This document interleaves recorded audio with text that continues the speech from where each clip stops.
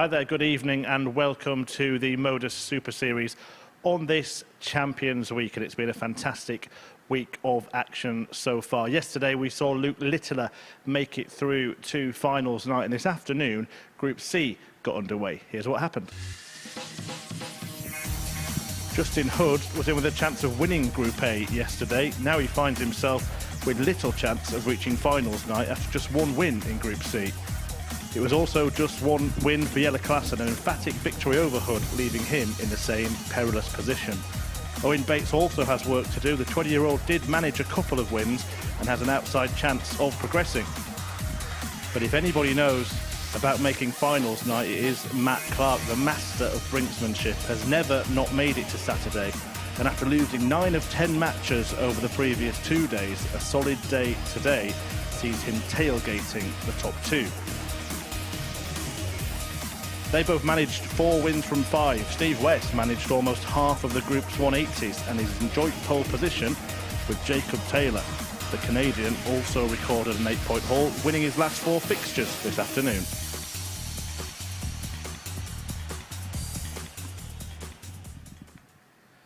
Yeah, Chris Mason is alongside me. 2 standout performers there in Steve West and Jacob Taylor. Certainly was, yeah. It was a good blend and a good mix of different types of quality darts. We've seen the grind, the usual grind from Matt Clark, and the flair from Steve West, and Jacob Taylor was rock solid. Well, talk us through the table, Chris. We'll have a look at that now because, as I said, Matt Clark, he's in position, isn't he? Ready to pounce. Yeah, and that's his typical position after one session normally, and he's just 1 win off the top 2.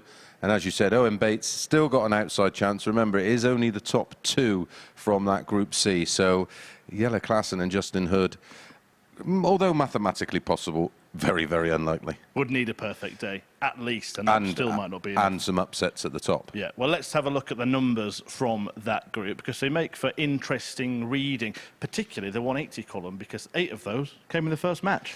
Yeah, it was incredible from Steve West. In the opening match, he hit 4. In his final match of the session, he hit 4, and he managed to hit 4 in between. So 12 was the haul from Steve West, and as you mentioned, very nearly half the 180s hit. The best leg of the day from Clark, an 11.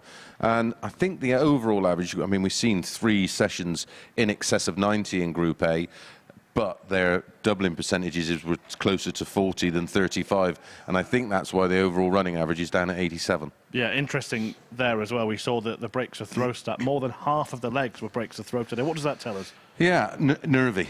It was, a lot of the stuff was very edgy, and I think, especially, well, Owen Bates especially, he was the one that looked a little bit more nervous, as did Jelle Klassen. So, and Justin Hood, again, we expected so much from him. Although he was defeated in his final match on Wednesday, he was rock solid, and that sort of bucked the trend from the previous 2 days. And in all fairness, in his opening match of the session, he averaged over 104, had 1 dart at a double, hit it, and lost 4-1. Well, that's Group C. It concludes tomorrow, 9:30 a.m. Sorry, no, that's changed now, isn't it? 1 p.m. I'm going to be here early tomorrow. I'll be still in bed. But yeah, the new group, Group B, gets underway now. So we're going to show you that in the context of the entire week. Luke Littler winning Group A, rest of the players being dispersed into the 2 groups, and that in the middle there is tonight's group. So Daryl Pilgrim, John Worsley and Mike Gillett joining Mike Warburton and Scott Taylor. Yeah, Warby and Scott Taylor were 2nd and 3rd in Group A, so the bonus is coming into this group, which is a 5-player field, a 60% chance of qualifying, as it's the top 3, and the punishment, of course, for finishing 4, 5 and 6 in Group A was Group C today. Let's see how the bookies see this group with the betting. And they were right with Luke Littler earlier in the week. He's still the favourite to win it, of course. He was before a dart was thrown. Daryl Pilgrim was close behind him, and he's favourite to win this group. Yeah, and they had Jacob Taylor as a warm favourite to win Group C, and he currently tops the table. Yeah, I totally see that. I think we've seen the quality from Scott Taylor across Monday, Tuesday and Wednesday. He was the one looking the most likely to win that Group A. And Daryl Pilgrim, 13-8. But I think they all represent a bit of value. We know what Mike Gillett can do once he gets his arm going. And that's an interesting price at 15-2. Well, you have been looking for value in the odds, and here's what you've come up with. Talk us through your ACCA. Taylor Warburton, match winner. Taylor, 2-11. And then Worsley against Gillett, handicap betting. Worsley minus 1.5 at 6-5. Warby against Pilgrim, total 180. I expect that match to go 6-7 legs, over 2.5 at 6-4. Pays 17-2, but do gamble responsibly. Yeah, first game is Daryl Pilgrim against Scott Taylor. Just never do the early kickoff. Yeah, well, certainly not a 9:30 kickoff anyway. Talk us through this one, because they're coming in kind of different places. Pilgrim won just last week. Taylor had a real chance of making it through to finals night already. Yeah, it's one of those. We worried today about the players coming in cold, and that was scuppered early by Steve West. I think this is an interesting tie. I'd make this sort of a 5-6 each of two pick 'em. It's how Taylor has sort of bounced back from the disappointment of what happened on Wednesday. And Daryl Pilgrim, fresh. I know what it feels like to win that week 12. You're full of beans, you're confident, and he should go well. Right, you go and watch it. I'm going to change my alarm clock, and Henry Deacon is going to provide commentary. And can I have my jacket back?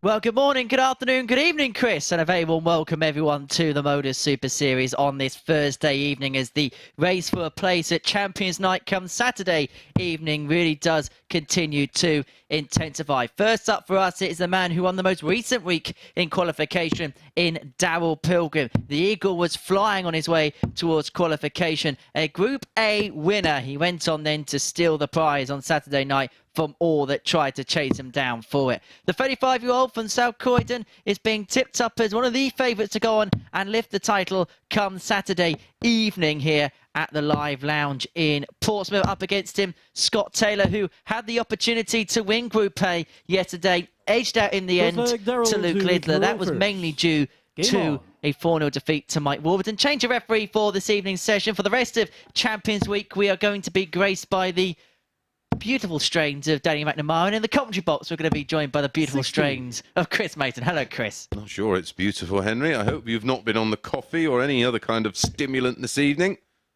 You're always excited to share the comms box with me. What did you think of the Murphy blazer? Oh, that's a Bobby Dazzler, isn't it? Beauty, isn't it? 96. Absolute beauty. No flamingos were harmed in the making of that jacket. I thought it looked like something that 55. Peter Manley would wear. I'd wear that. Nothing wrong with that at all. Absolutely not. You should see the Bobby Dazzlers on show on Saturday.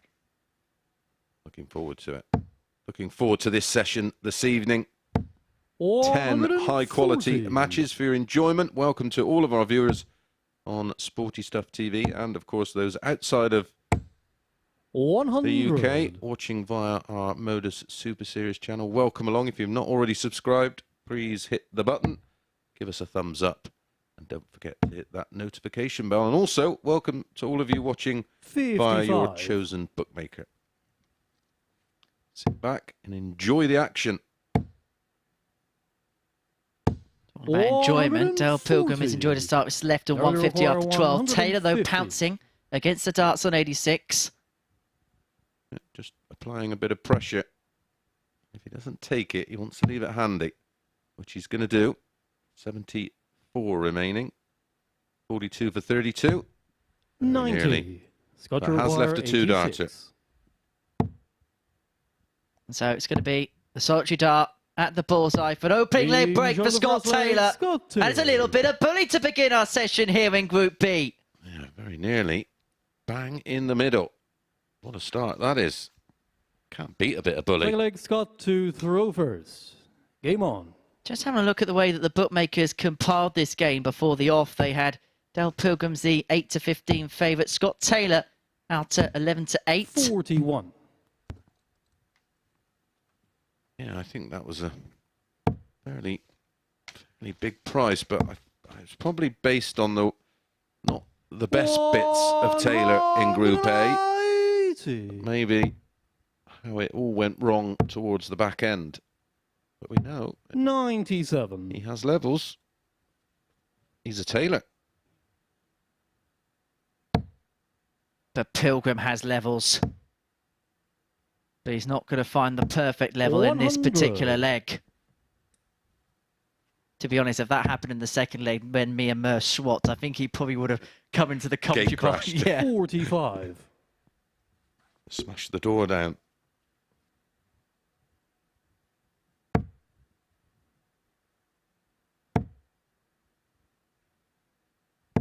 forget, it is 60. double session day again tomorrow. So we're back live on the MODUS Super Series YouTube channel from 1. And then our Sporty Stuff TV viewers can join us from 3. The final 9 matches of what is a very intriguing group. Which is going to come to the fore in some style. Pilgrim only has to set up here for the 161 with Taylor on the finish. That's exactly what he does. Yeah, Steve West and Jacob Taylor, the two players leading the way in that particular group. Matt Clark and Owen Bates keeping close company in behind. And one thing you'll see from Daryl Pilgrim in the background will be firing a phantom dart when his opponent is at the board, and it worked to a perfect tune in this particular leg because he wins it in the space of 13 darts, accrues the break back. Level again we are at 1 apiece. Good standard. It was a 15 dart break in leg 1. 57. The response, a 180 and a 13 dart break back from Pilgrim. Perhaps not a surprise that the bookies decided to make Daryl Pilgrim the 13-8 favourites. Actually, the 2 group favourites going toe-to-toe. Scott Taylor, joint second favourite alongside John Worsley to go on and win this particular group. If you actually look at the range of prices from the bookies, there's not really too much separating the players, maybe apart from Mike Gillett, who's drifted out a little bit more than the rest. It's a brave move. 100. He went under the radar in qualification for this, didn't he? Popped up and did the business. Popular winner. 140. Fairly local, isn't he? Winchester. Maybe not popular with Cam Crabtree, who actually sent him through to the semi-finals and decided, well, you may have done that, so I'm just going to repay the favour in the final by knocking you out of a Champions Week place. 46. Yeah, I don't think he'll be on his Christmas card list.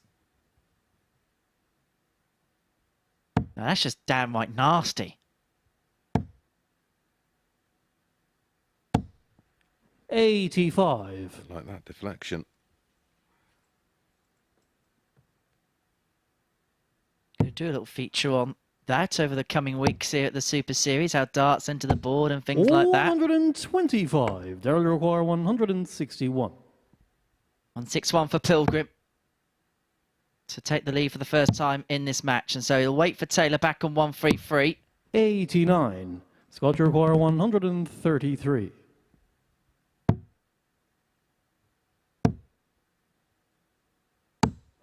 23. Daryl Not require much 72. needed to be said about that. Yeah. He's just taken the pressure off the 72.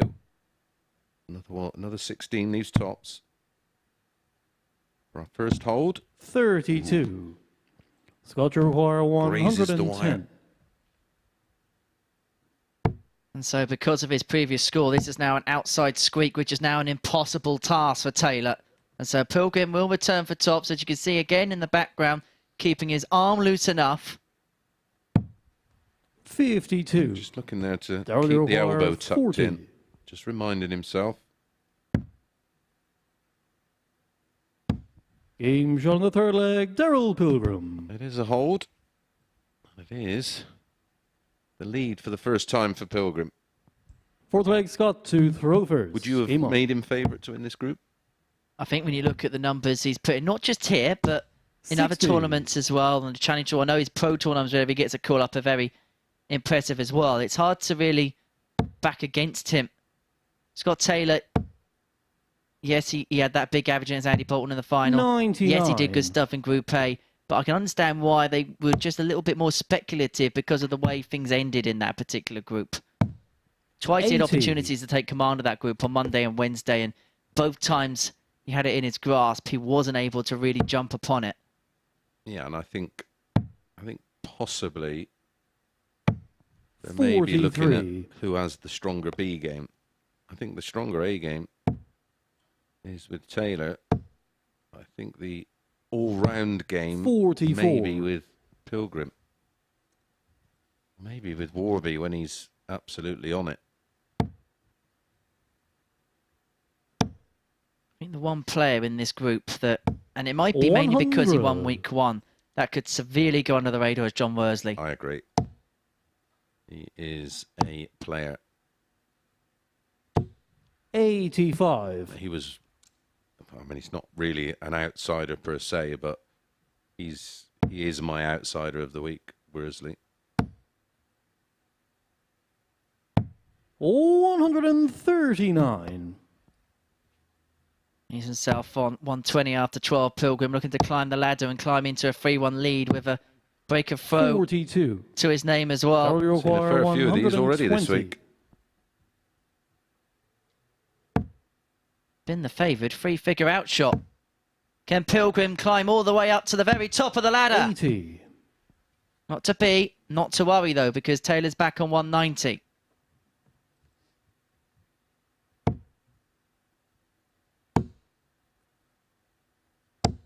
$100. Darryl Require 40.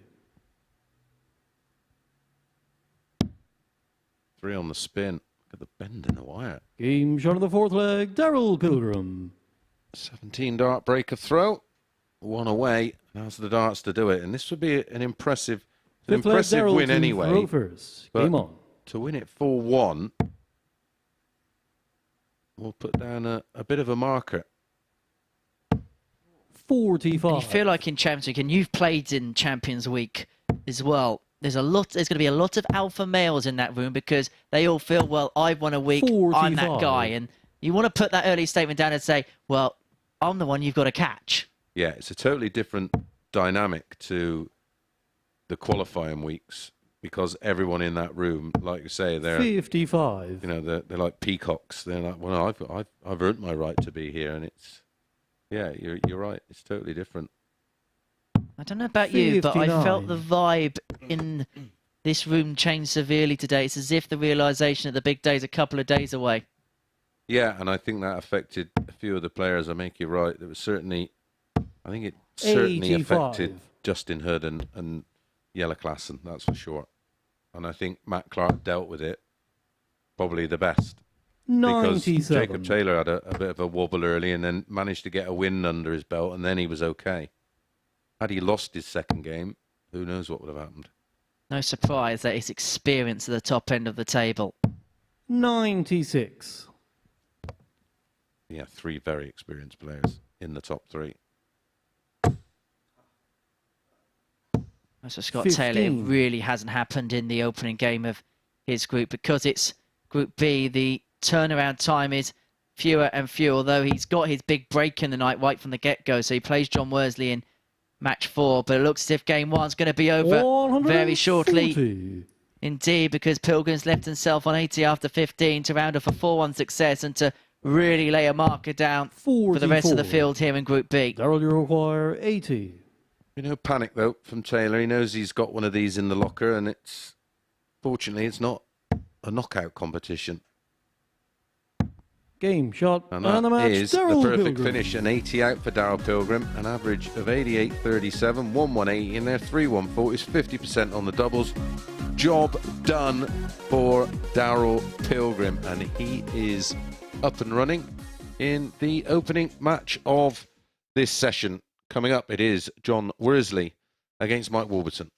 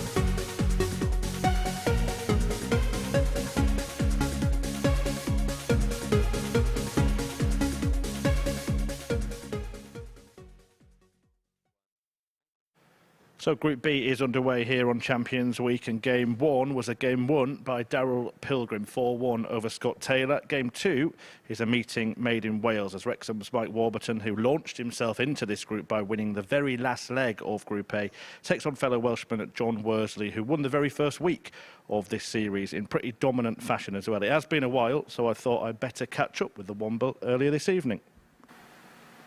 John Worsley, welcome to Champions Week. You actually qualified in the very first week, so how's it been sort of waiting for this and building up? Yeah, it's been a while, but looking forward to it and see how it goes. Have you spent time dipping into the coverage, checking out your rivals over the last few months? No, to be honest, I haven't watched any of it because I didn't want to know how they were playing. You played pretty well, didn't you? Your debut here, you turned up, you won Group A, you went and won finals night as well. How's the form been in what you've played in since then? Yeah, obviously, because I didn't go to Q School, I've not played in a lot, so I'm just playing local stuff, but it seems to be going quite well. And what's the sort of feeling coming into this tournament? Obviously, it's Champions Week, so the opposition is going to be the best quality we've got at the Super Series. How are you feeling about your chances? Yeah, like everyone here is good players, and if I can play my A game, then I'll give them a game. Obviously, you've had a PDC Tour card yourself. You've played against the best. You've played in big tournaments. Where would this rank if you were to win the final on Saturday? If I could win the final, it would be my biggest achievement by miles. Even the last time out was great to win the $5,000 plus whatever you get for turning up. So, yeah, to win this would be massive. Well, first step is getting through. We'll see if you can do that over the next couple of nights. Good luck. Thank you very much. Cheers. Will it be a case of overground, underground, and Womble's Series 3 here at the Super Series? He takes on Mike Warburton. We've already seen him this week in Group A action on Monday, Tuesday and Wednesday. And it was a dash to the line yesterday that saw him through to evening action here at the Live Lounge. But we haven't seen John Worsley in this building since the beginning of February. Yes, the first winner of the entire phase. He's had to wait as long as anyone physically can to play between first and last games here at the Super Series. So I suppose the first question we're going to be asking is, where is the form going with John Worsley? He's playing okay. He plays in a very, very good Super League team alongside Nick Kenny and many other talented players. And well, his averages indicate, and that's a good marker because it's played over the same kind of format. And he's playing all right. He's playing all right. I think he would need to sort of First leg, John just to find Rovers. another gear Game on. over the next couple of days and Saturday night, but it's certainly not beyond him. You listen to him in that interview. He was playing like a man who was just playing down his chances a little bit, seeing how it's going to go. 100. Right, wait. Must be a West Country thing. Some people go in interviews and say, well, I'm just a commentator. Yeah, that's it. That's the facts. 140. I think that's the right way to play it. And he was right. Listen, they're all quality players because they've all won a week. So he's amongst some serious talent. But he's a serious talent himself. 100. As is this man here. When he gets it right and he fancies the job, he can 60. produce big numbers. There's not many actions in the world of darts that are better than Mike Warburton on full song. No. If there is, send us a clip. You can get in touch with us via 100. our social medias at MSS Darts on Twitter, direct into the commentary box. My right-hand man, Henry Deacon, has our Super Series Twitter 60. page open. Get in touch. Ask us a question or make a comment. And any of them that's any good, we'll read them out. Such as this from Evertonian FC. Well, but they're having fun. 105. Oof. Steady on. I was going to say, we're entering dangerous territory as it is. They've messaged in saying, watching along as usual, enjoying the darts, cannot wait for the action. 100. Hashtag Team John Pilgrim. Rovers, 96. Good man. And good luck with your football team.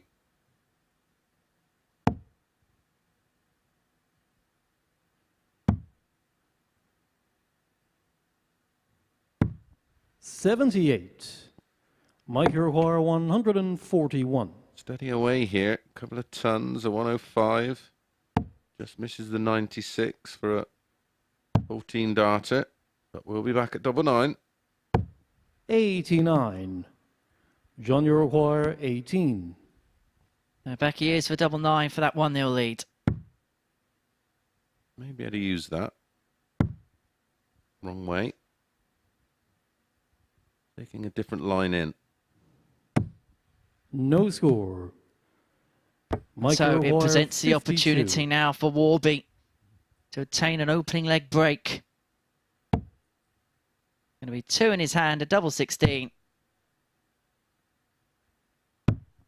But it's going to be a 44. reprieve for Worsley. John, you require 18. Did not expect this. Game Maybe shot of the first leg. Opening John leg Worsley. nerves. A little bit of anxiety just to get the job done. Win the opening leg. And I should imagine both will. Second leg, Mike Just to settle throw in now. first. Game on. And as you mentioned earlier on, because it's been so long for John Worsley, it can, I suppose, almost be like a football team on the first day of a season, getting reaccustomed to environments and things like that. No need to be accustomed for Mike Warburton, though. 180. Yeah, that's the huge advantage for Warby, really, having come off the back of 3 days action in Group A.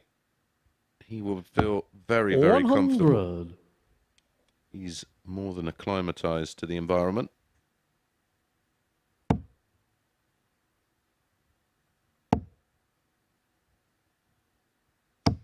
And goes into this group out. The players that dropped out of Group A, himself and Scott Taylor, the form dog of the pair. Yeah, he played very well Wednesday. 60. He won 4 out of his 5 matches. He was at one point languishing down at the bottom end of the group, and it looked as if Group C was a certainty, but nothing certain at the Super Series. 100. Anything certain at the moment is Luke Littler's place in Saturday night's final. And myself and Henry have warned you for the last couple of months about getting your tickets for 45. Saturday night. Well, sadly, Mike require 81. there is no tickets available. It's completely to the rafters. So if you want to come on any other Saturday night, 49. head over to dartshop.tv. It's a £1 booking fee. The ticket is actually free. We're in Portsmouth on London Road. Doors open 6:30 every Saturday night. Play gets underway at 7:30. Now, if you're 100. one of these techie Mike guys, get your require phone ready 32. for our QR code. Game shot of the second leg. Here we are. Mike This is the Warburton. QR code you need as Warburton holds back in 13. High quality tungsten tossing from John Warby to thus far. throw There we go. first. Scan the Game on. tungsten T-Rex, as it's affectionately known now. And you can be here every single Saturday evening for a darting experience a little bit like no other. Or for £1. If you can find some 96. quality live entertainment for £1, get in touch. I'll be there. Well, your company. I get that for free these days. 140. We haven't had the bill yet. I have to go busking on the street, innit? No one wants to see that. 60. Yeah, we'll keep that QR code on up until the end of the leg. Gives you ample time to head over to dartshot.tv. If you do fancy coming along, all the weeks are available on there in chronological order. And, well, we know that we're 45. going to see a very international feel to the next series, particularly next week. Stop teasing them. We will announce the full lineup in tomorrow night's show. 140.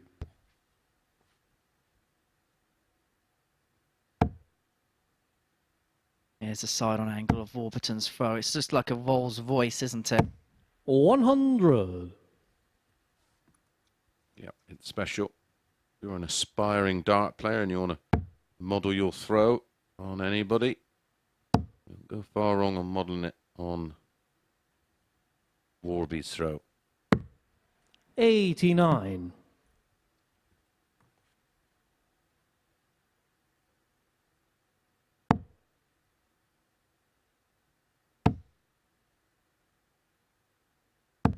100. John, you require 116. Interesting. He locks out, sights the dart. This is Worsley we're talking about. Gets himself in position. Boom. There. And then you have the throw. 100. Mike, you require 116. Yeah, there's a real contrast of styles in this one. Well, no two throws are ever the same, are they? 76. There is a right and there is a wrong, or John, you require 16. fundamentally, but whatever works for you, as long as you enjoy playing, that's all that matters. Worsley enjoy a 2-1 lead. Game Yes, he John with will. our leg, That John double four Worsley. goes. It's a 17 dart hole. 2-1 it is. And despite the scoring prowess in terms of the 140 pluses and the Fourth leg, two Mike treble, to three treble throw hits for first. Mike Game on. Wolverton, it's Worsley who finds himself in front in this one. Yeah, the big difference in the averages is mainly down to the 55. fact that Warby's winning leg was a 13. The two winning legs for John, 19 and 17. The Warby's average boosted. And this is when us 41. commentators are contractually obliged to say that stats are just a guide.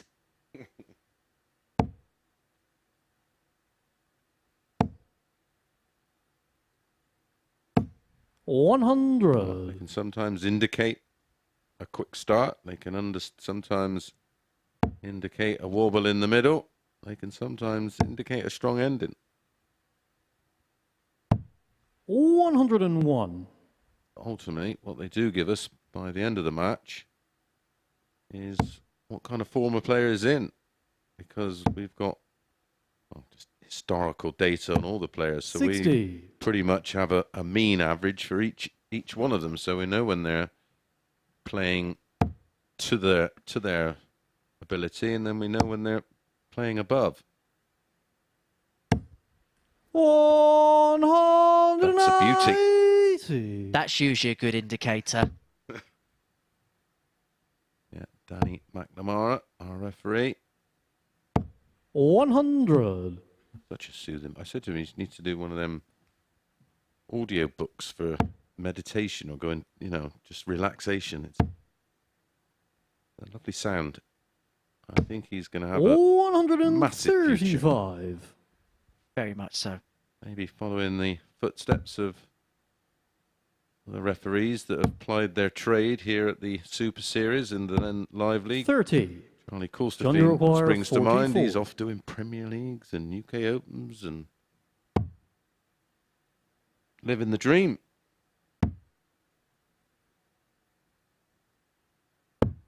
34. Mike require 156. Not living the dream on the doubles.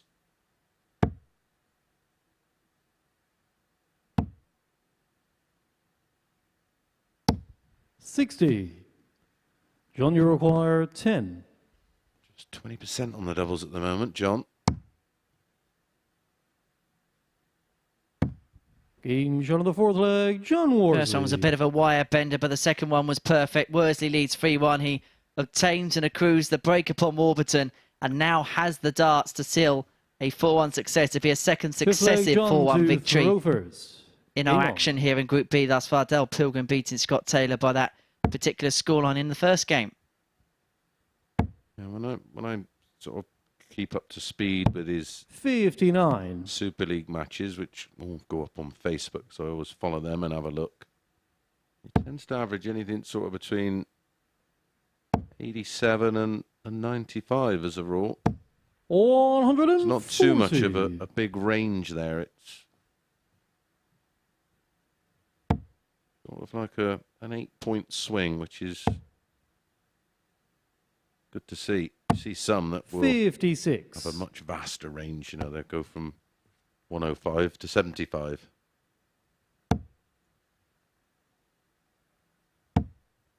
I think Matthew Edgar's brought that conversation before, hasn't he, about mean ranges and things like that.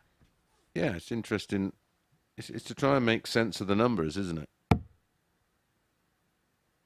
Not that the players can sometimes. And as a player, sometimes feel like you've had 100 average and it's 180. 90, and sometimes you feel like you've had an 80 and it's 100. That's a second max on the throw, and Warvey in a world of trouble. I mean, minimum 121. tonight, the players want to win half their games. You want to be on 4 points going into tomorrow, and you're right in the mix.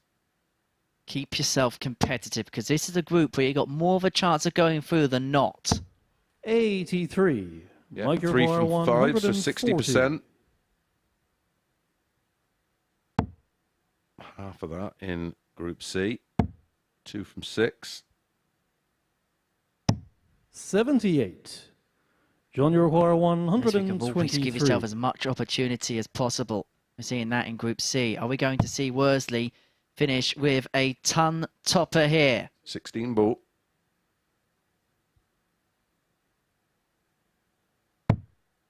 And so the little red bit in the middle of the board will Game, seal shot, 2 and a points for match, John John Worsley Worsley. to get his Champions Week campaign off to the perfect start. Deposing of Mike Warburton by 4 legs to 1. Our Week 1 winner is in the winners' enclosure here at Champions Week, doing so of an 86.5 average, 4 out of 13 on the doubles, and finishing as easy as 1-2-3 against Mike Warburton. We're going to take a short break. We're going to see the introduction of Mike Gillett to Champions Week as he takes on Dowell Pilgrim.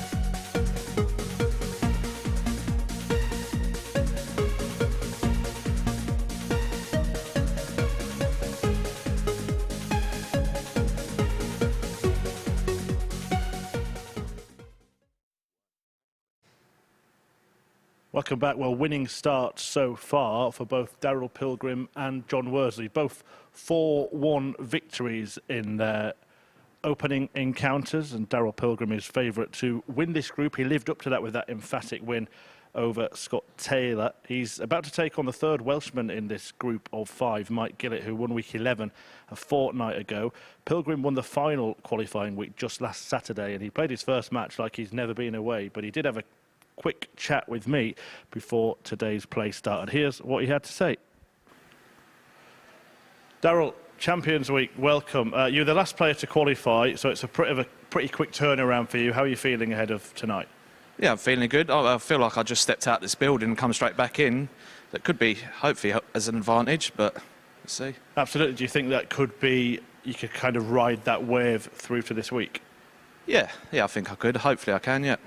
Have you watched any of the action so far this week? Because it has been a really high-quality week. Yeah, I've caught a little bit where I have been at work and stuff like that. I've caught where I can, but yeah. Being in Group B, obviously, there's more chance to get through, 3 players going through, but a tough group. Have you got any particular matches that you sort of singling out who your biggest rivals are in this group?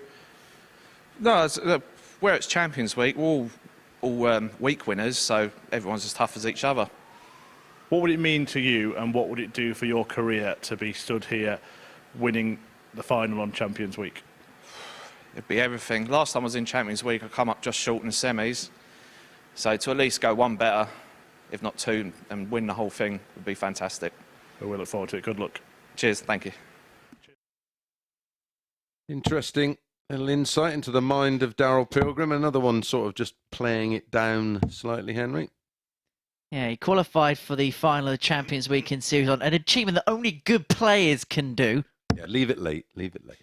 Just come in the back door, snare the 5 bags, and then get into Champions Week. And listen, we've seen a lot of Daryl Pilgrim over the last couple of years. We've almost seen the evolution of him, and he's a player that's got plenty of talent.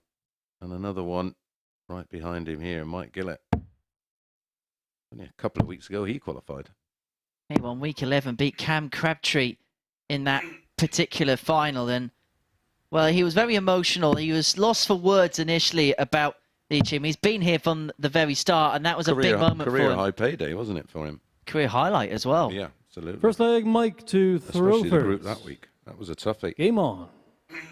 And again, he was another one of those players that played it down in the context of he was saying in the interviews going into it, it'd be great to be successful. Of course it would, but if not, I'm just going to use it as experience going 60. into the Lakeside and other such tournaments later on in the year.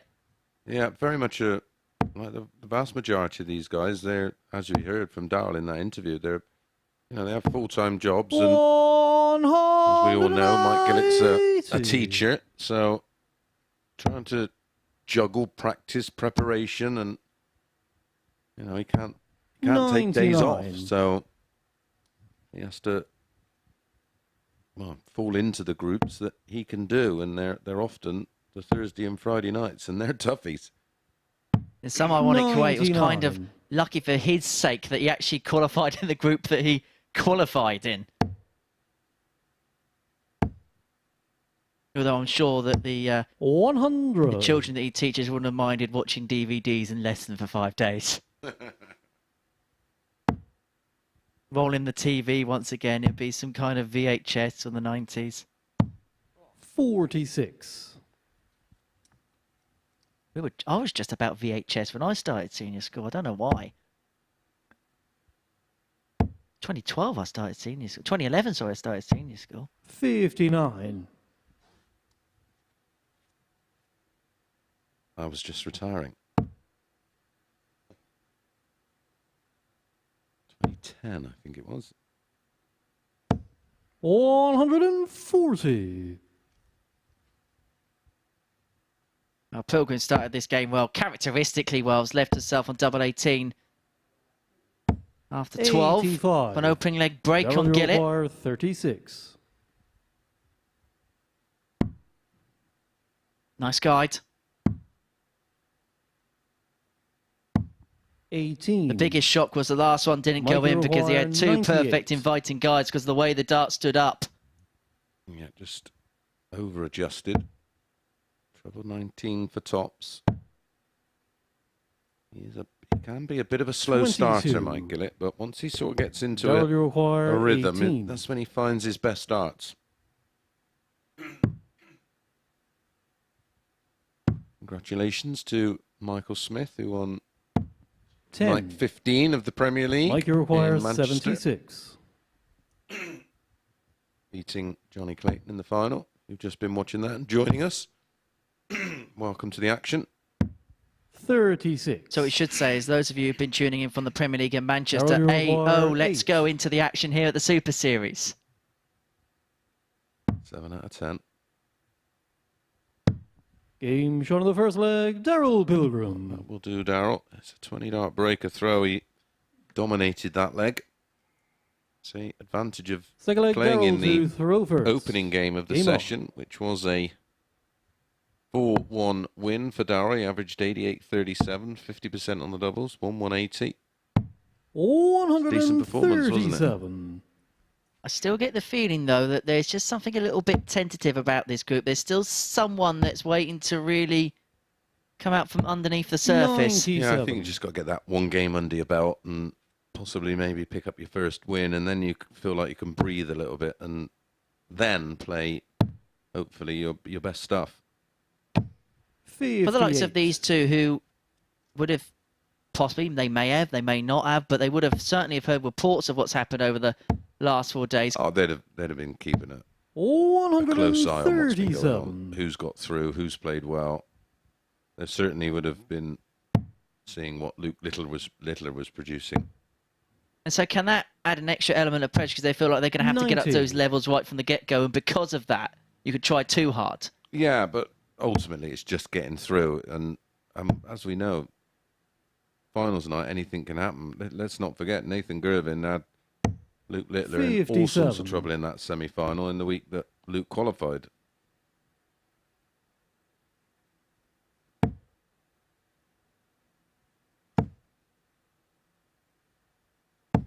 $140.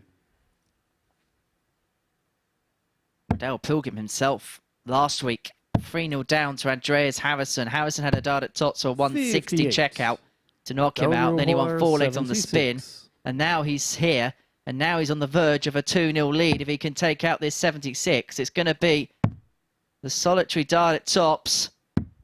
36. This goes just above the wire. Mike, you And require so Gillett has an outside 152. chance on this 152 to accrue the break back. Just to the right of the upright that separates the one from the... 38. And then he's gone to the left of it. Darrell, you require What 40. could go wrong there, it went wrong.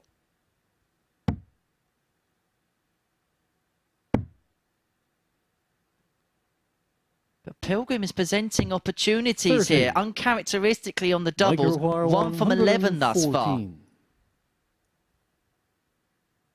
Fortunately for Gillett, he's not scoring heavily enough to punish, and again, that's the wrong side. You probably wouldn't have enough fingers and toes to count the number of swayed darts in the opening couple of legs. He's had a 74. couple of flies, so that's a good Darrell, recovery you dart with the require last 10. to apply pressure on what is never an easy double 5. Game shown on the second leg. What was I saying? Darrell Pilgrim. Guarantee it goes in when you say that. So if I say there will not be a 9 darter in Mike this to leg, throw there's first. no way there's going to be Game a on. 9 darter in this leg. Someone is going to go and nail it. What? Mike Gillett's not in a 9. 97. Darrell Pilgrim will not hit a 9 darter in this leg. You're right, mate. Well done. I'm getting good at this prediction, Lark, ain't I? 59.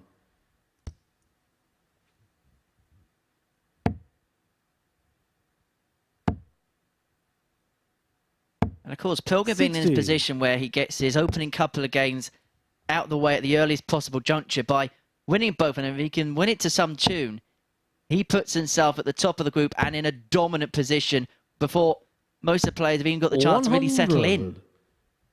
Yeah, the leg difference is looking healthy.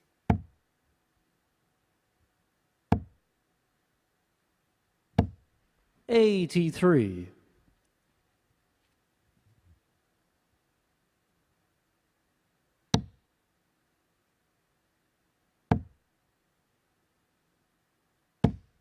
100. Of course, big weekend for the amateur game coming up. Of course, the massive opportunities here at Champions League. But of course, Challenge Tour weekend.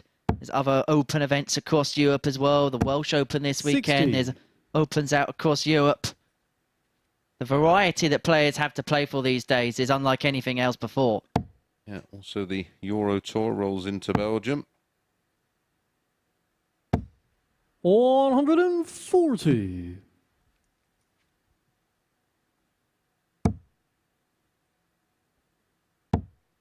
Not settled at all so far. 41. Daryl Uruguay, Pilgrim 102. taking advantage, as he should. Doing what good players do. You all know he's still got gears 86. himself to go, but he's taking full advantage of an off-colour Mike Gillett thus far. 160.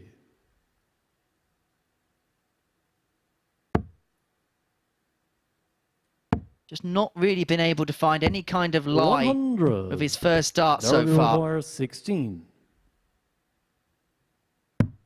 Which has meant with the subsequent darts in his visit, he's had to chase. Pilgrim has to move across. And move across successfully to move into a 3-0 lead. And he could win 2 of the first 3 games in the evening with the concession of just a solitary leg if he can hold throw in this one. Rovers. Game on.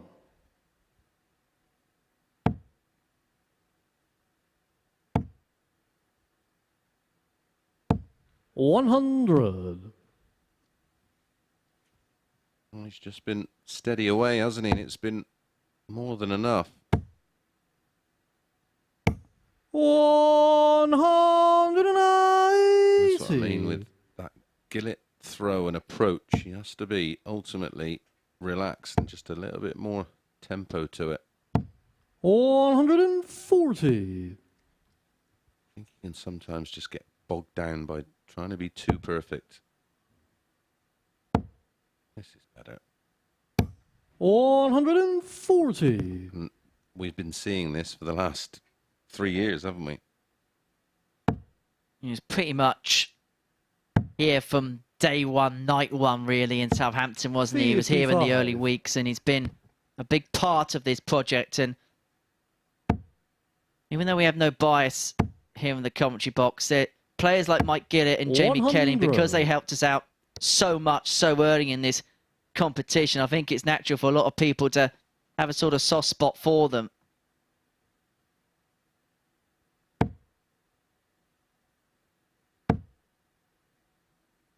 And so this is to get his opening 98. leg of Michael Champions Moore, Week on the board 81. if he can take out this 81, which he's managed to get down to in the space of 9 darts. And so this double 12 for an 11, and this would be a much improved leg from Mike Gillett. He Games finds over for 12s leg, for a Mike 12, Gillett. and he's back in this game at 3-1. Importantly as well, a break of throw.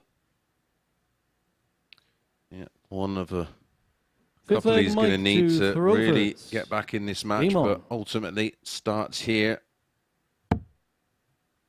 Just wants to have a similar approach. 100. Now he's sort of found his feet and he's into the swing of things. Again, averages just a guy, but he's dragged it up now from the mid-70s into the... Low 70s, wasn't it? 137.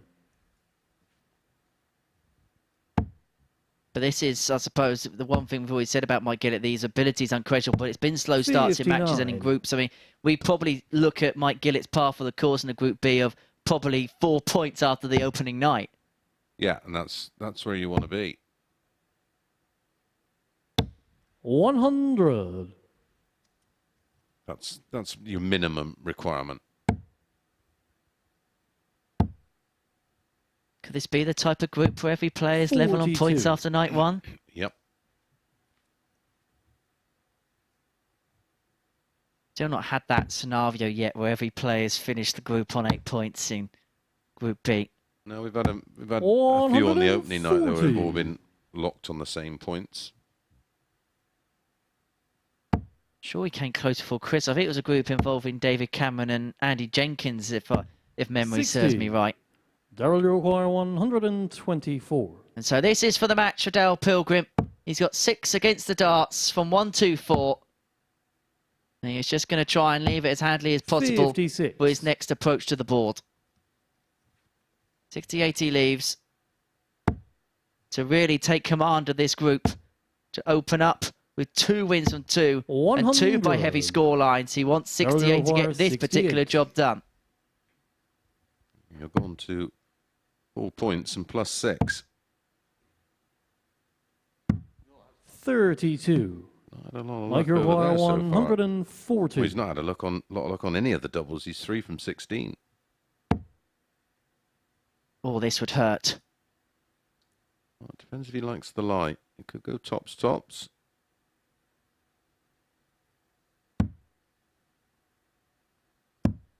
60. Darrell, you require 36. So for the match, for Darrell Pilgrim, Game double shot 18 on the is match, nailed. Darrell And it's Pilgrim. 2 wins on 2 for Darrell Pilgrim. And it means that he opens up the group in near perfect fashion. 2 4-1 successes means that he is in full command of Group B following 3 matches in it, doing so of an 85.61 average. That was despite only 4 out of 17 when it came to the doubles. For Mike Gillett, he knows that the short turnaround he has between matches, he's going to have to sharpen up in a couple of areas. But it's Darrell Pilgrim who is out in front, having won each of his opening 2 matches. John Worsley can do exactly the same after the break if he can get the better of Scott Taylor.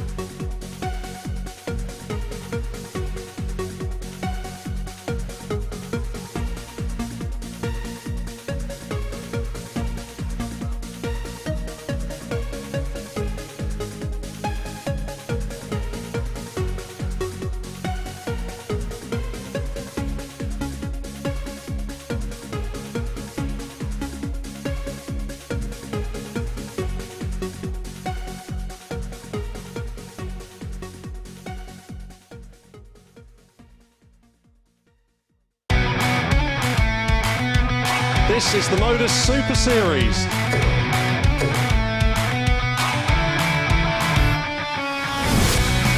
182.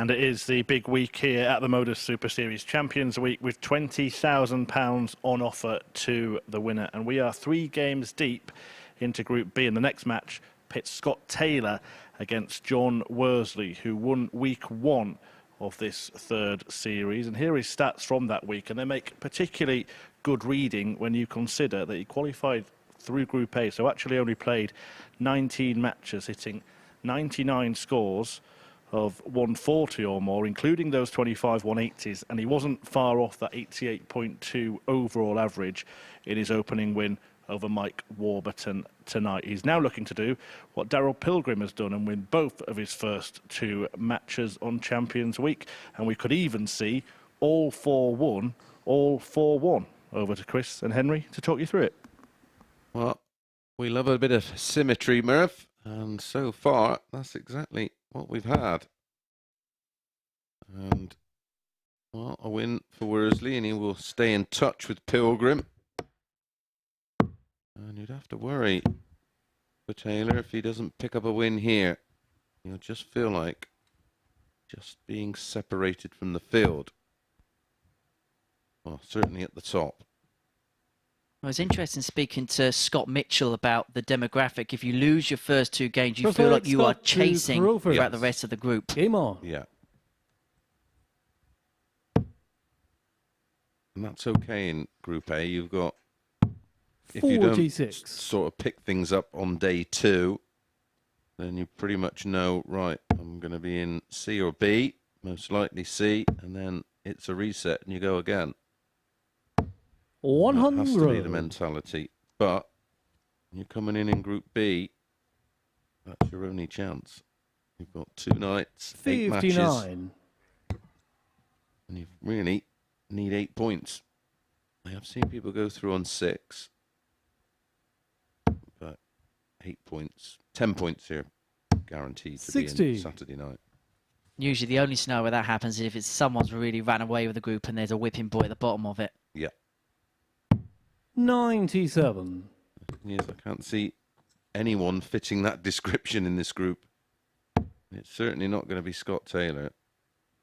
At some point, he will hit the afterburners. 140.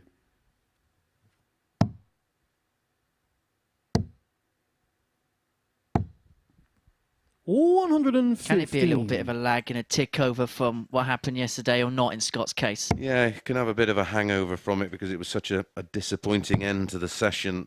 You look back, his final match, 102. he did play well in, but so did Yella. In fact, Yella played a little bit too good for him. But in terms of sort of showing some bounce 83. back, the average 95.06 at a couple 99. of 180s, only got 5 darts at a double, hit 2 of them. Klassen averaged 98 and 50% on doubles and a 1-1 out.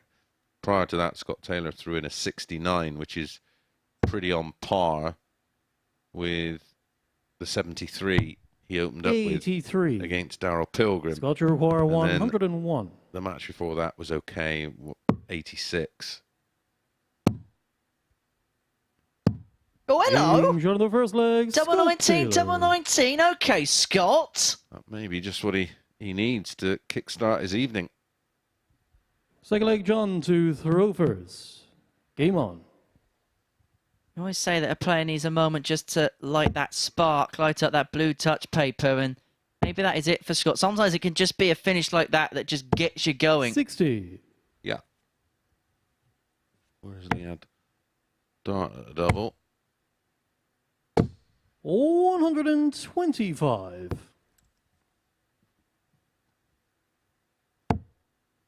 thing is, with the rhythmic nature of Taylor's throw, it's something that he's got to feel it, hasn't he? Yeah.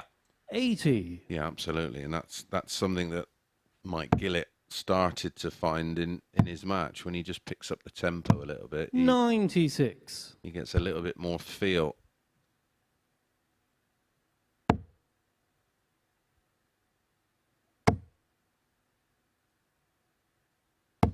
$140. John's one of those players where every darts could be an individual event just because of the 100. mechanics of it. There's so many different mechanics towards that throw. Yeah, each one is thrown.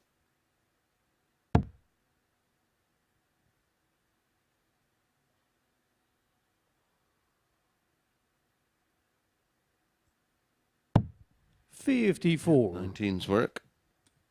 Treble would have been a bonus. 40. John, you require More of a bonus after that Taylor bounce 167. out. Yeah. He gets 6, so I want to try and set up handily. That's, of course, assuming Taylor doesn't take out the 140. 61. Scott, you require Hasn't really left 140. anything handsome from that particular position. No, it most definitely keep Taylor interested here. If he doesn't take it out, I leave tops. And he's going to do that. Deciding the line in. 80. His darts John, really you do sit require up. 106. That's the danger.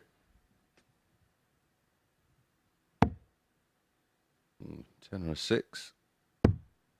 6 for tops. 86. That drags below, and Scott, you Taylor is back require for 60 because that last dart kicked out. Because his darts go up high, he's always trouble in line again. with that. Which is, we're now seeing players with this kind of style of throw 50. are now doing everything to John, you require leave less than 20. 60. If their preference is tops, they're looking to leave 59, 58, etc. One left.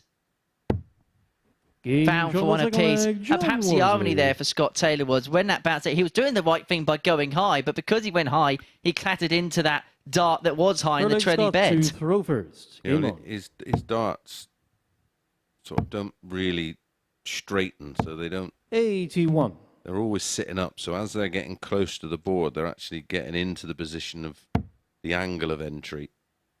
So if it just catches a flight, the impetus of the dart is completely taken away. 80. But don't get me wrong, when you're high in the 60, like, that's fine.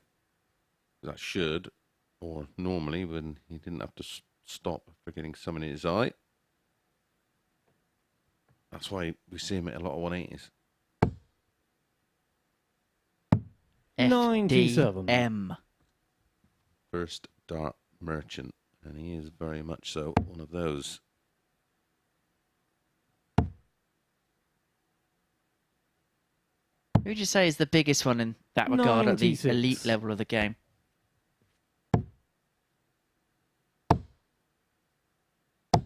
$100. Suppose you'd be looking at the ones that hit the most 180s, and Dirk is right up there, or was before his fall or injury, whichever you want to call it. I 100. don't know, Michael Smith. I mean, that period where he broke the 180 records, his first one was in, he was just filling it. And then you get other players that don't hit a lot of 180s, but hit absolutely bucket loads of 140s. Incidentally, were you on comms for that particular match involving Dirk? I was, yeah. And when it initially happened, I thought it was hilarious. And then 85. Scott, you when require then I 98. saw he couldn't sort of bear any weight on it, I feared the worst. But he managed to win the match, didn't he? But couldn't quite get through his next one. 58. But he's playing this weekend. He's On your strapped wire, up. I do believe I read a 140. report that Dr. Mason said it was cruciate stroke ACL, and he had a scan, 100. and that's what it was. It Scott, just you require aggravated 40. an old injury. Who'd have thought? 20. Physio's in darts. bit like when Rory John McIlroy Uruguay, had to 40. pull out the Open by playing football. Well, Worsley would be hoping to pull out all the stops for break a throw here if he can find tops. That's a bit of a wire bender. Game That shown the one's third in, leg, but John when that Worsley. first dart just sits up like that, it's a nice little guide for him just to crash it off the barrel of the previous one. Yeah, well, his darts straighten up a lot earlier than Scott Taylor's. Fourth leg, John to So, throw although first. they're relatively flat, Game on. if he gets one near it, it will just trace down the previous dart.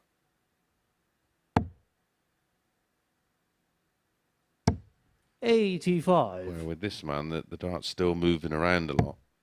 And only at the very last second, well, millisecond, 59. is it entering the board.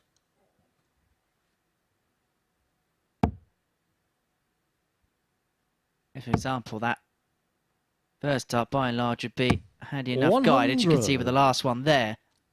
Yeah, but where you get one to the extreme like this, these are sat right up.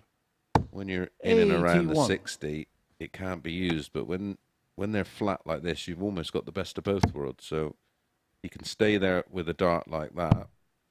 Doesn't. Thank you for that, John. 58. But can also stay there when it goes below, where most players like Scott, who has a more traditional... Oh, no. Yeah, a more sit-up kind of entry. 25. So then the extreme where they're stacked, that when it is over the top, then you're in a world of trouble. Now, if you're John Worsley, you're looking at that and thinking, I've got my man exactly where I want him. 68. He's got him on the ropes.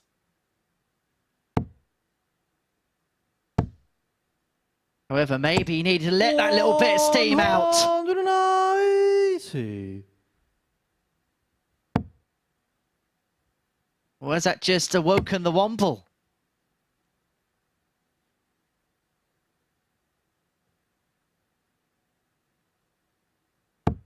$100. Scott require 156.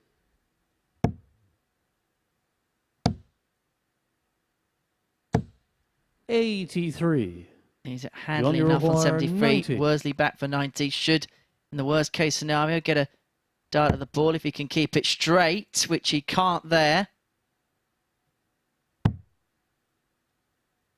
Well, that's no, I should have gone 25 ball, 50. but elected to go down for the treble Scott 17. Revoir, Leaves himself on 73. tops, but gambling on the fact that Taylor won't take out this 73. Very much could do so with double 14. Well, Daniel McNamara just had a little double check. It's not the most conventional route, but they matter all the same. They count all the same. And back level we are at 2 apiece. Worsley declined the 25 ball. We're left with 75. And he's been made to pay the price. The only person I can recall going that way would be Mensa Sulovic. He'd be the only player to go bull double 14. Yep, he's done it. 80. Hello, Scott. 190. Could we see a magical moment here at Champions Week? Lock the door. Murphy's on his way down.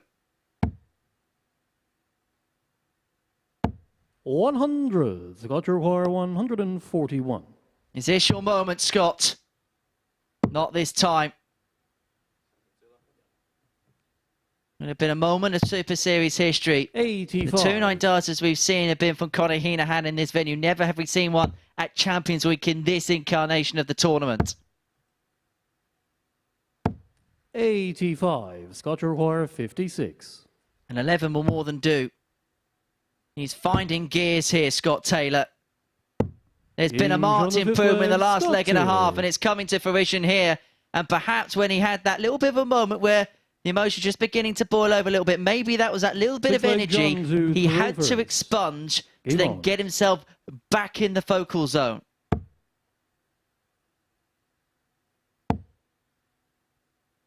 Well, since that point, he's been a different player. 140. He's dug in and he's coming out the other end. 140.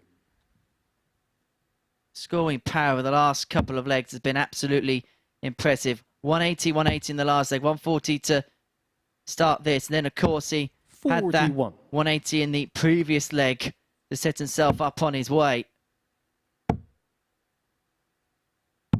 59.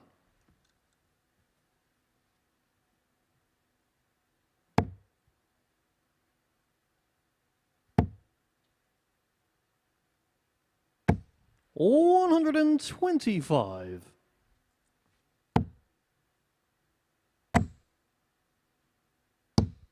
The trebles are like buckets for him now. Yeah.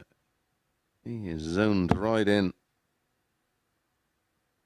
And we've seen it from him in the past where he can come out with these ridiculously good purple patches in games. Yeah, he's a real streaky player, isn't he? Plays his best stuff in spells. 40 would make things interesting. John, you require 96. And to a two-darter, but so is Worsley on throw. Yes, double 18. Game Pins John of it. the sixth leg, John Worsley. This game started off with a 101 out, and then sort of went missing in the middle. But Scott to throw the back first. end of the game has been stunning from both. Answers on a postcard as to who's going to win this 60. game. Peaks and troughs throughout.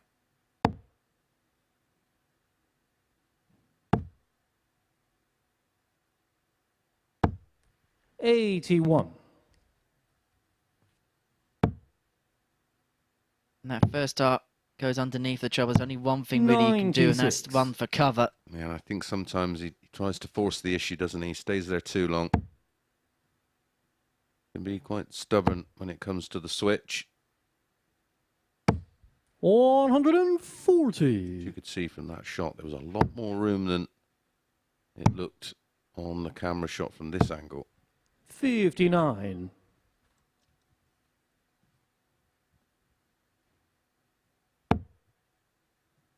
Well, we have a number of different angles which we can look at the board at, because some angles can look a little bit deceiving. 100. We love that overhead camera shot.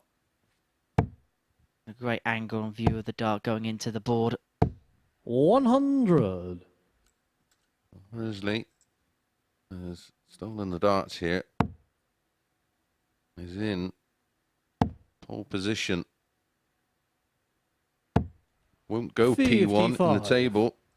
He will remain in P2 behind Pilgrim on leg difference. 60. John, you require 125.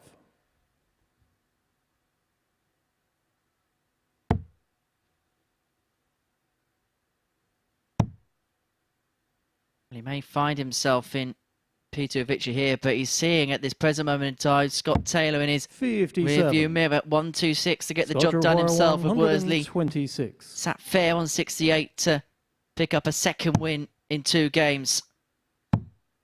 Oh, that is perfect, which means one dart at double 6 for the match. Steps back to recompose.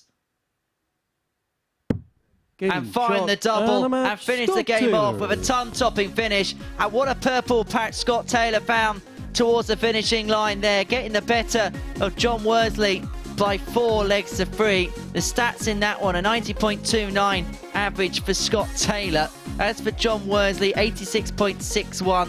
4 out of 10 on the doubles, and 2 ton-plus checkouts is what's won it for Scott Taylor in the end, including that flashy 25 double 19 on the 101. So Taylor gets the better of Worsley by 4 legs to 3. When we return, it's the all-Mike, all-Welsh battle as Warburton takes on Gillett.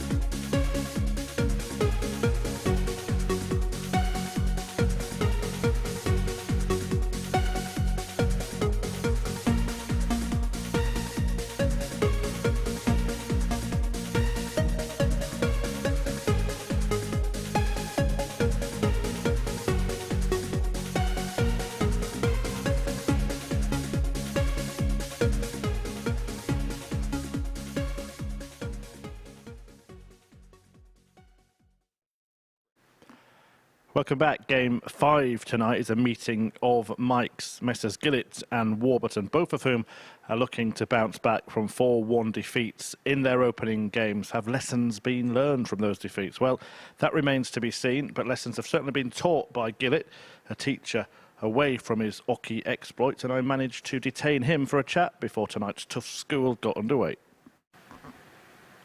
Mike, welcome to Champions Week. Before we get into this week, a quick reflection on the week you won a couple of weeks ago, because last time we stood here and chatted, you were pretty lost for words. Have you got some tonight? Yeah, I got a few more. Yeah, I was a bit lost for words, really, last few weeks. It was, quite a lot of emotions, obviously, in that final double, really. Relief, and it was just brilliant to reflect on it now that I've had a couple of weeks, and yeah, I can't wait to be back so soon. And the experience of that, particularly the Group B getting through, top 3 go through, you won from 3rd position. Is that an advantage for you, do you feel? Yeah, I mean, I really enjoyed playing the evening group. Of course, 3 out of the 5 go through, and I didn't really play my A game. I don't think across the all 3 days, but 3 go through out of the 5, and I managed to win half my games. I guess as long as you get through, you've got a chance of winning, I guess, and I kind of proved that a few weeks ago. Have you managed to watch anything that's happened so far this week? To be honest, I haven't. I've actually been quite busy with work, but I try not to anyway, if I'm being honest, because I'd rather just be focused on my own game rather than others. So yeah, I'm not even sure what happened this morning, to be honest. Well, we do have a 16-year-old through to finals night in Luke Littler. You teach kids around that age, don't you? Are any of them watching? Will they be cheering on Mr. Gillett?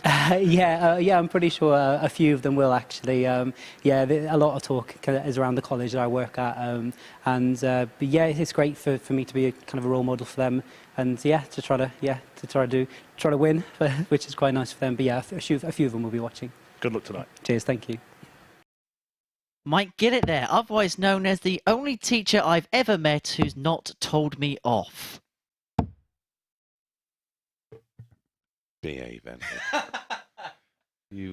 You've as much chance of ever having a detention as I did in getting a degree. I did have a couple. Most of them for talking too much. Well, it's hardly anything too dramatic, is it? There wasn't really a fighter at school. I only really had one fight. Mike Gillett in action then against Mike Warburton. It's the battle of the mics. Me and Chris are on the mic in this one. First leg, and Danny Mike McNamara is the man in the middle. Game on. Well, one of these 2's O's going to go. Neither player with a point so far.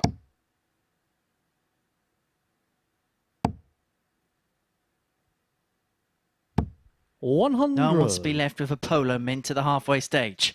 Absolutely not. Well, Warby went down 4-1, despite averaging 4 points more than Worsley. 83. Had 180, 1 out of 5 on the doubles. Gillett went down 4-1 to Darryl Pilgrim, and really the opening 3 legs just didn't find a thing. And eventually got going 100. with a very impressive 12 darter, which could have been an 11. Apologies for the score strap. As it gets down to the business end, we'll let you know 38. what's going on. Currently 301 Warby on throw. Gillett 380. We'll have to do this in the style of a radio commentator. No trouble here. We'll leave Warburton on 161. After 9 darts, there we go. The scoreline's back on the screen. Apologies for the loss of it at the beginning of our match. You didn't miss much. 80.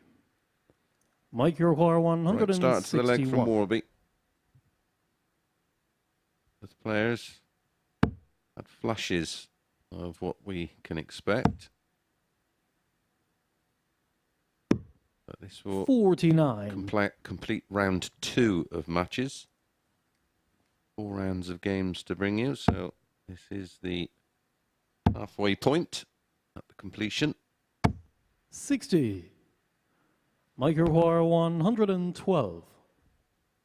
We're in Group B. The table starts to establish, but we can't quite make heads or tails of it as of yet. Warburton with the luxury of time in this leg. It's been 88. another sluggish start of sorts for Mike Gillett.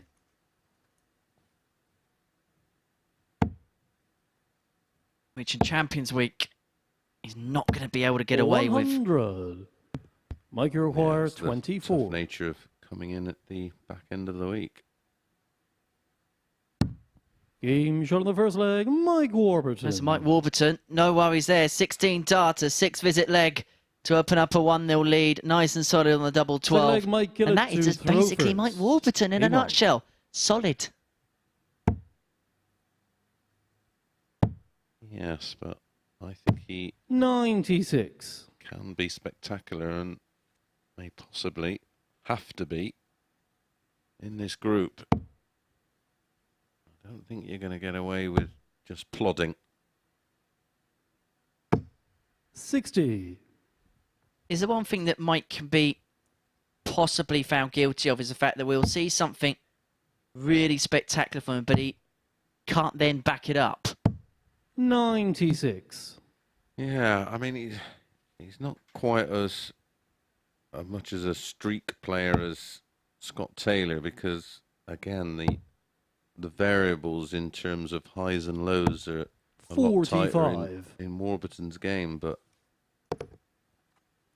like I said, I think Warby can sometimes be guilty of overthinking 81.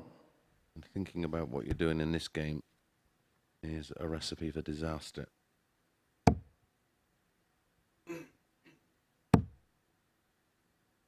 Like trying to mix oil and water. I just 85. don't.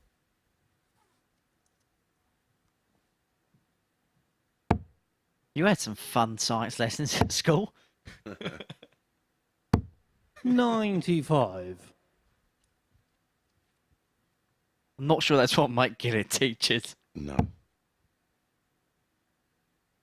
Can imagine what I was like. So if I put with that with that, and then put it 60. under the Bunsen burner, it'll explode. Mike, you require All right. 133. We were probably two different types of students. We were.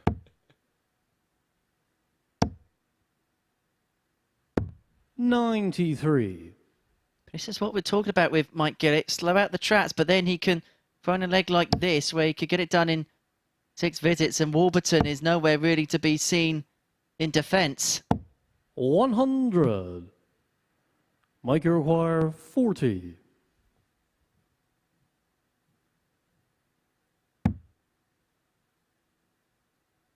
So 2 10s. Now up for 5s. Game shot on the second leg, Mike Well, Gillett. 6-visit leg. Warby's was done in 16. Gillett's done in 18. But ultimately, it's 2 holds of Third throw. leg, Mike Warburton to throw first. Game on.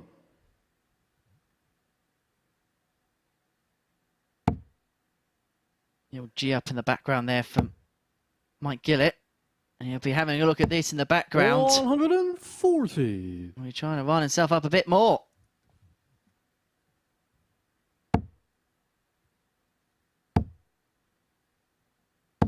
$140. You can tell when he's thrown a good first dart because you'll see the hyperextension of his arm.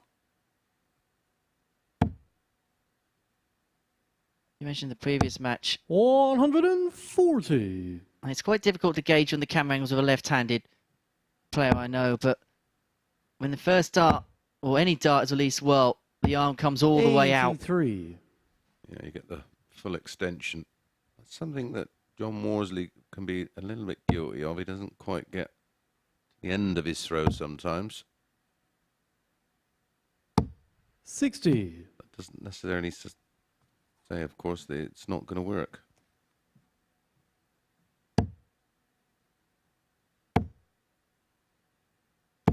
$140. Mike, you require notice the 161. Change up in the tempo of the throw of Gillett. Warming to the task.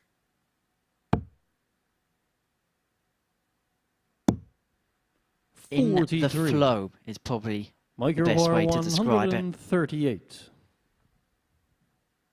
Story of both his games so far have been sluggish opening legs and then improved as the game's gone on. 98. Mike, you require These tops after 12, 118. forcing Warburton to take out this 118. Has he got Gillett's number? Going to be the solitary dart at tops. 78. That would have hurt. Been a Mike, you require top quality 40. leg from Gillett. Tops after 12 for a breaker throw and a 2-1 lead.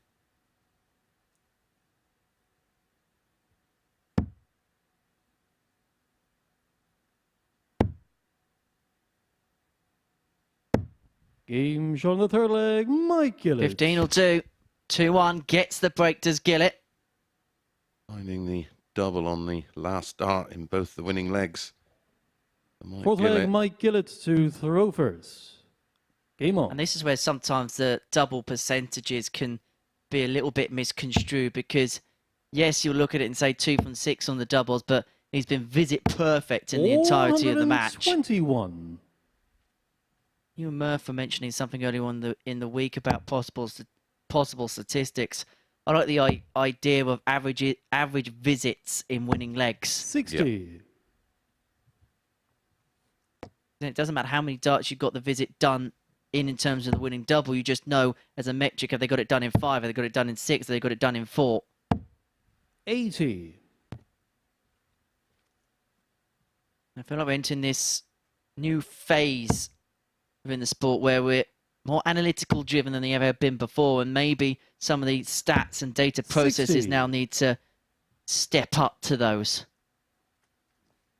Yeah, when we see new things introduced, I was at the Euro Tour, there was I'd say another 41. look at the data and how we read into that data that was fascinating.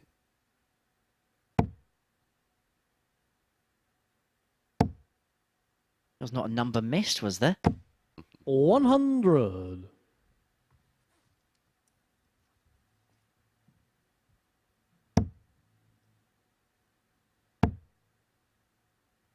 And everything's logged, 137. even to the point of how many double 17s players hit.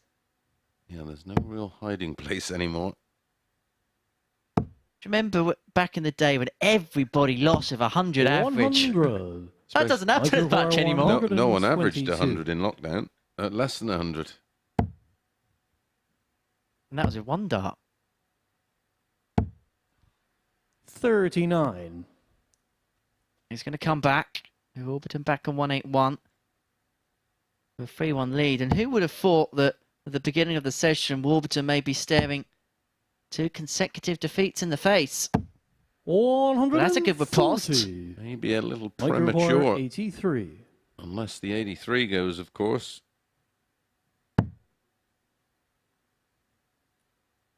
.32 left. Warby couldn't Game shot on watch. the fourth leg, Mike Gillett. Warby will know the scenario because he would have seen the shot clock tick down towards the next leg. Fifth leg, Mike Warburton to throw first. Game on.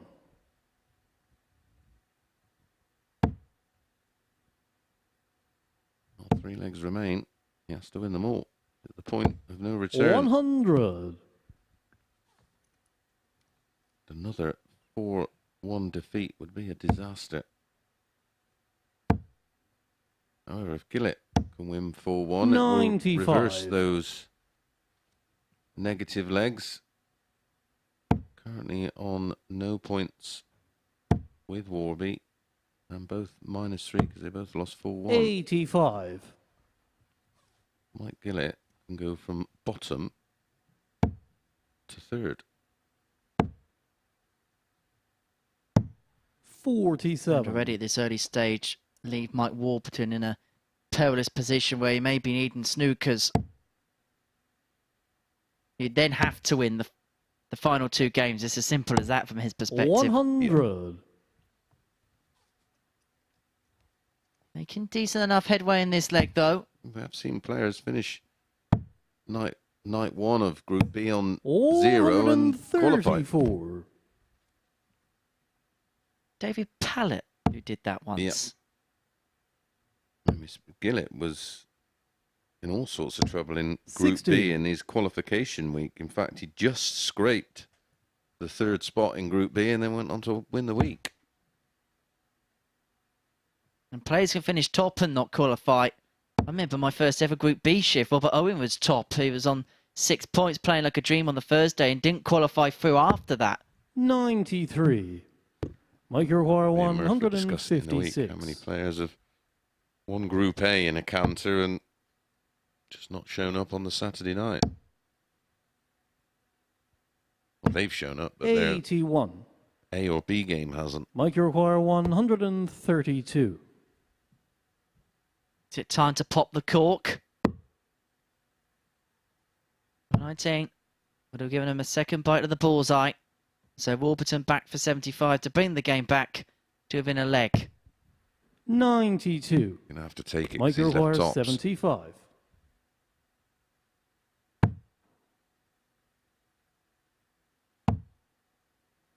And so one dart in his hand at tops. Team Finds it, Play, clutch Mike finishing from Warburton. Warburton. Peter Toast. Great bottle that was from Warby. He was in a world of trouble there. 6-leg Mike Gillett to throw The first. hard work for Game on. Warby starts now because it's Gillett with the darts. And he would have known, Gillett, that he would have had 100. this insurance policy if the last leg was to go by the by, that he was going to get a second crack of it with the darts.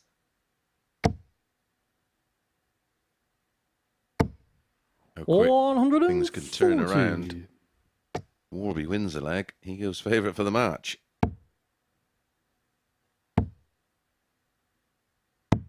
99. Both Welsh internationals, of course.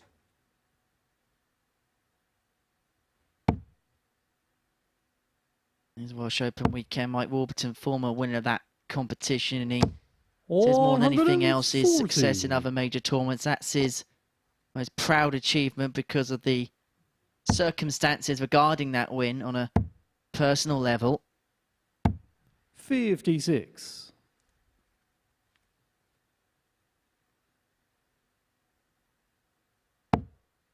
Former semi-finalist at the World Masters, the last to take place in the BDO incarnation in 2019, the last one to be 100. played in a set play format.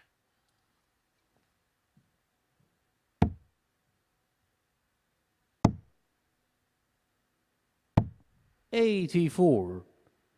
Mike require Warby, 121. one dart away from being beaten 4-1. And he's now got 6 darts at 1-2-1 to level things up. How quick these best of sevens can flip-flop. 57. You just have no comfort blanket whatsoever at any point. Even when you're 3-0 up, things can suddenly sway in the other direction. Is the direction of travel 60. going to see us go all the way to a 64. decider? 64 for Warburton. Our opening 3 matches, all 4-1. Looking likely. The following Game show, the 2 6-leg Mike Warburton. going 4-3, and this one follows suit. 15 dart break of throw for Warby. 7th and final leg Mike Warburton Makes to that a throw reality. first. Game on. And as you mentioned, the game flip-flops. There's a new favourite for the game now. It's the man currently throwing darts on your screen. And that's just by virtue of having the darts in this 60. decider. But a troublous start has opened the door up for Mike Gillett.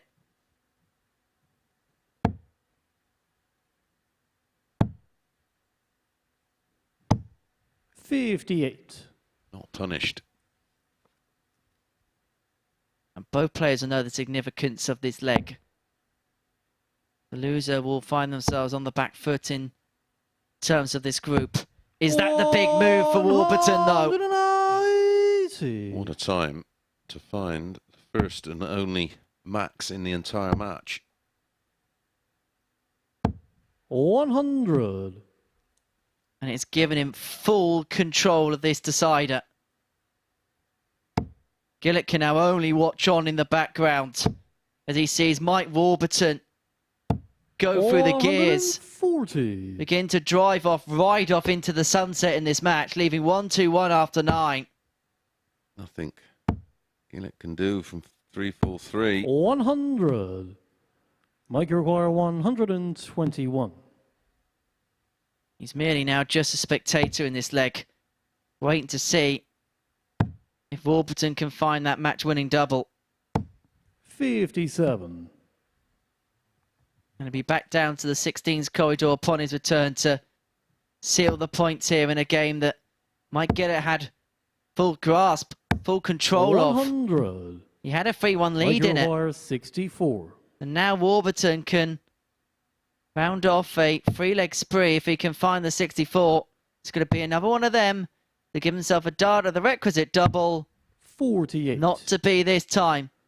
And so is there another twist in the tail as far as Mike Gillett is concerned. Can he find a Hail Mary 1-4-3 to snatch the game from underneath Warby's nose? Oh, this is incredible. It's one dart at double 16. 111. And he isn't too far away. Mikey requires 16. And so Warburton returns. For this time, the double 8 has to be notched. And this time it is. And Warburton wins the Battle of the Mikes by 4 legs to 3. A smile, a laugh, an embrace from the pair. There's a little bit of love on the stage. Hugs all round, kisses all round. And it's Mike Warburton who wins the battle by 4 legs to 3 with an 89.32 average. 4 out of 6 when it came to the outer ring. And so Warburton is on the board. Mike Gillett, the only player yet to win tonight here in Group B. We're going to take a short break. When we return, is going to be the half-time assessment of Messes Murphy and Mason. And following that is going to be Darryl Pilgrim in action against John Worsley.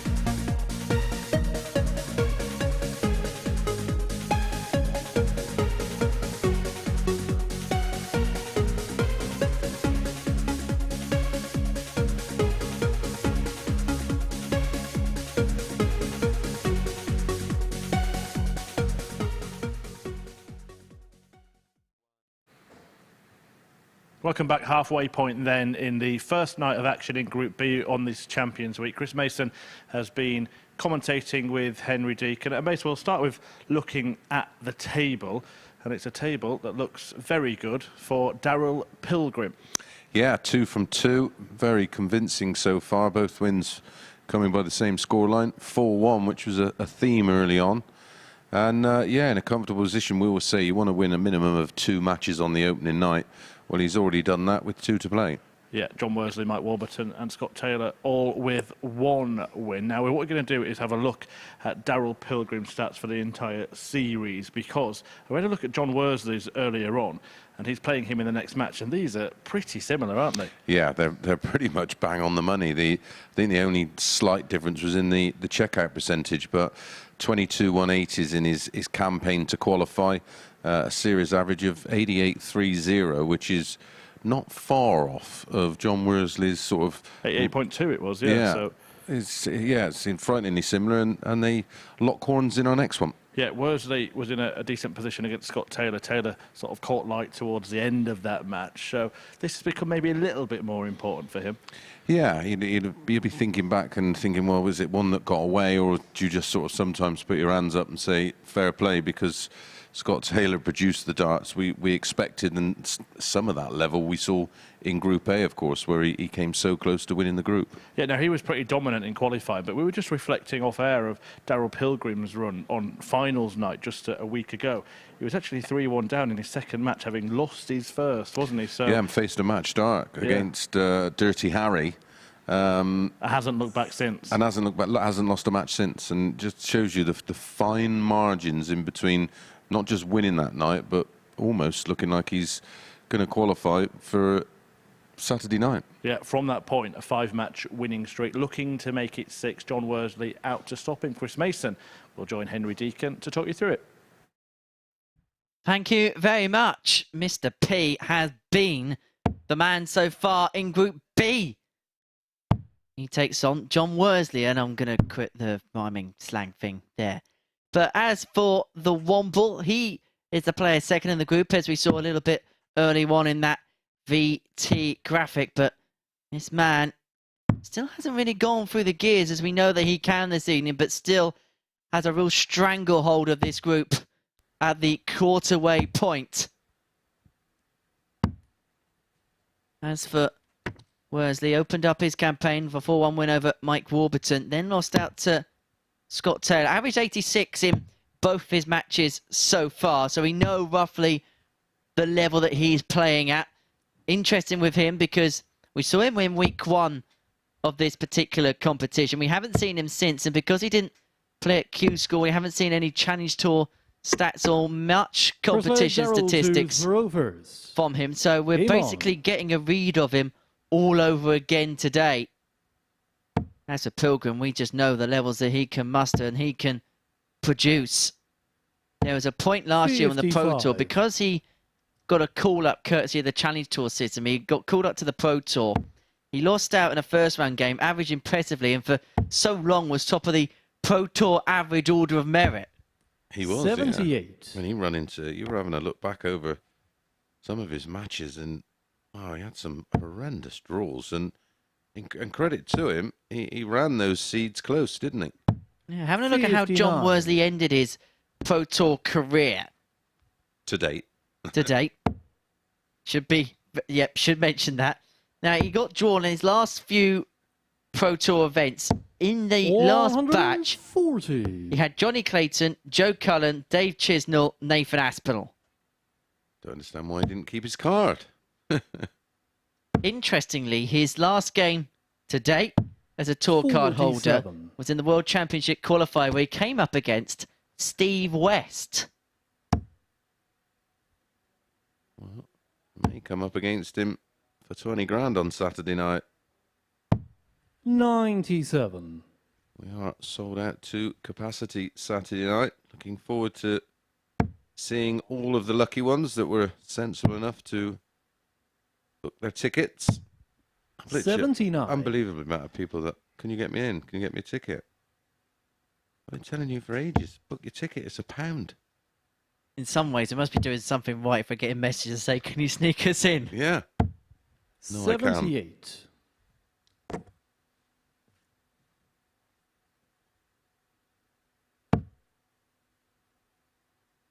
Just make sure you don't have the 2 blue ticks on those messages. 76. John, you require 108. Uncharacteristically slow start here for Pilgrim, which means Worsley's going to get 6 on this 108. He may only need the 3. Well, that is one way to leave double 16. Double, double, why not? John Worsley. 1-0. And Second leg, John Ready to to throw throw. first. Game on. that's as many legs in a match that Pilgrim's lost all night. Dropping just the 1 leg in each match played. 100.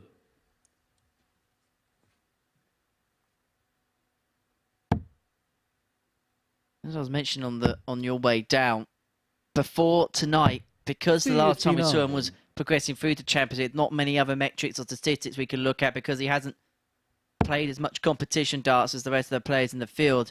We're kind of getting a reading for him all over again. Yeah, he's just been playing some 140. playing some local stuff, a lot of Super League, and he feels like that's been more than enough for him at the moment. 100.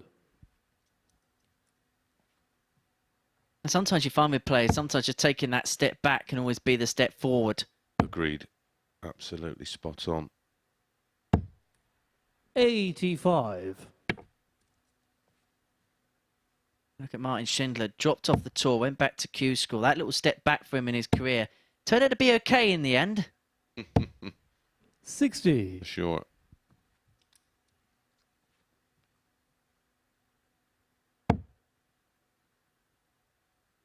That's a work. And you sometimes you do. You just have to take a step back, regroup, 134. maybe have a look from the outside in, see what you can do better, see how you can prepare better.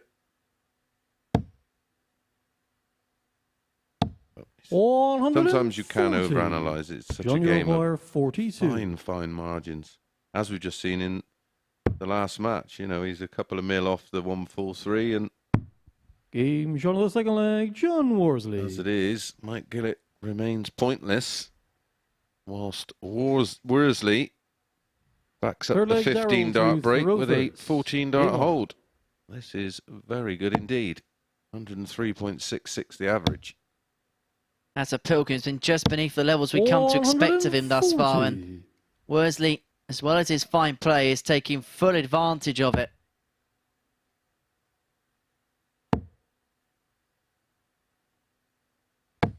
And when you have a player like Daryl Pilgrim who has had a slow tentative start to this game, jump all over it, don't allow him to then sneak back into it. Well, we've seen a perfect example of that from Scott Taylor against John Worsley, didn't we? The match he was just allowing him to linger, and then all of a sudden, boom, he finds one of those purple patches. 140. Worsley's average climbs to 108. 123. But Pilgrim has awoken in this leg. Scores of a ton 40, 134, 123. He's on 104 after 9. But he ain't getting any breathing room whatsoever. 125, 140, 140 in the scoring phase from Worsley. Hotting up quite nicely. Hotting up indeed. 64. The first start missed at double in this match. 96.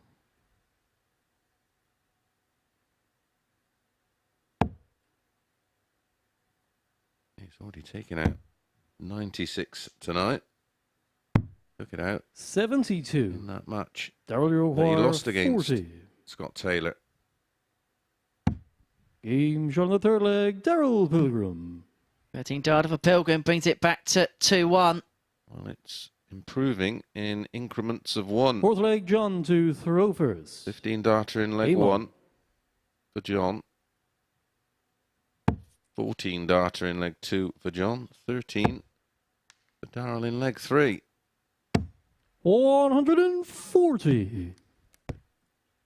So what you're saying is if it goes all the way. Well, that would be some kind of symmetry, wouldn't it? 68. Perfect symmetry.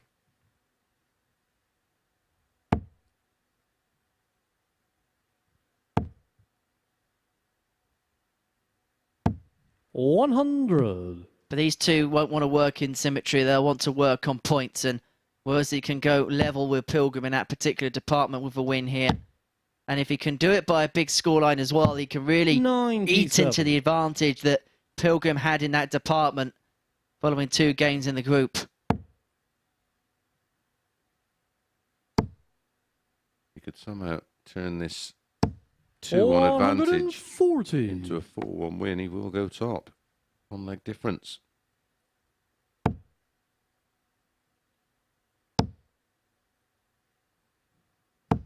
$140. John, you require Fabulous scoring game there 121. so far. 61. There's a few options with Pilgrim back on 196. That's not one of them. 81. Just, if you love tops that much, go for treble 7. And then go single 14 if you don't hit the treble.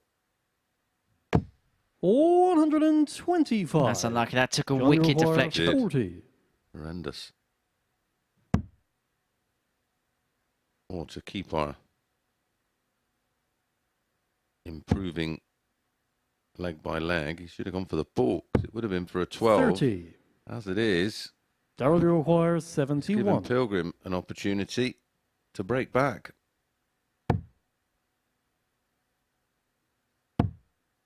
Going to be the solitary dart at the top of the board Team Jean for 2-2. Darrell Pilgrim. And back we are on throw. Back we are level at 2 apiece.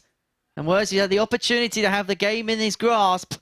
Has seen leg those chances for a Darrell 3-1 to lead Rovers. come and go. And despite a gap in the average of in and around 14 points, it is Pilgrim who finds himself level. 100. 2 holes to throw away. And we were mentioning visits, and this one has not gone past 5 visits. 100. High quality match.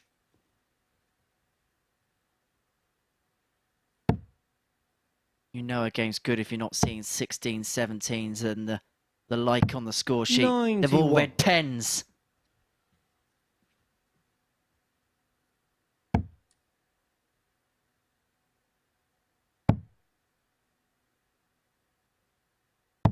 Well, the Worsley average has 134. peaked at around 111, but he's pretty much holding on to 105, 106 at the moment.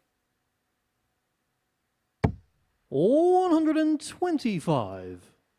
Pilgrim's moved his average up to just under 93.5, and it should be caveated by the fact he did get off to a slow start in this one, so he's had to bulk the average up by a considerable 89. margin. Yeah, well, he was averaging in the 70s, and he's been averaging around 105 for, well, what's approaching now 3 legs. 65.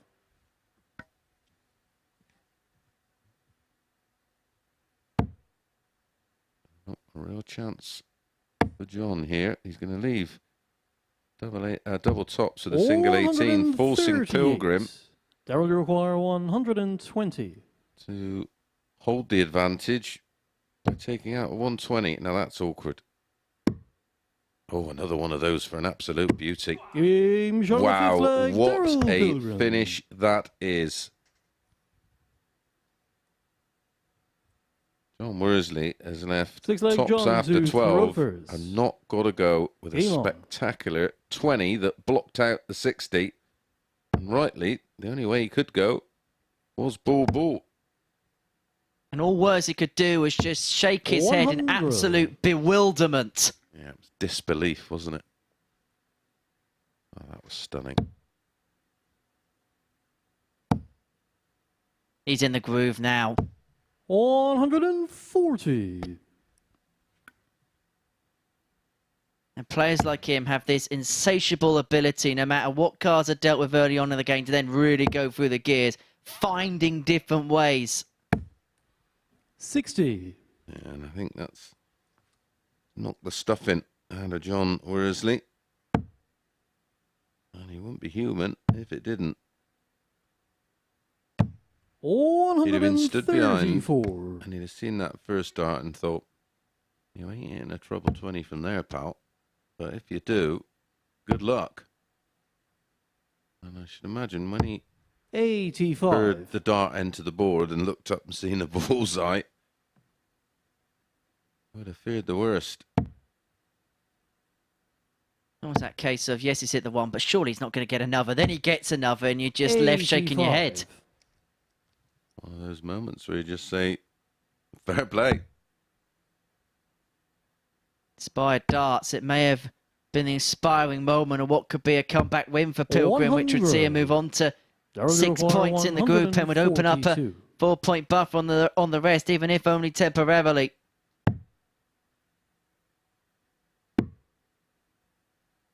He loves the ball now. 102. Yeah, that's great John, thinking. you require Tops after 156. 12. Oh, surely. Double 18. This Game is 6 leg, John absolutely Worsley. incredible. Darts being played at elite level. Good grief. Anything 7th you and can final do, I leg, can do Gerald to better. Rovers. Game Well, on. it's right up there with the 120. Doubling. 3 from 4 for Pilgrim, 93. including 2 bullseyes to take out 120. 156 from Worsley, still maintaining that 106 average. 100. He has not deviated. He's forced Pilgrim to play these good darts. He's had 18 scores of a ton or more. 7 of them, 40. What?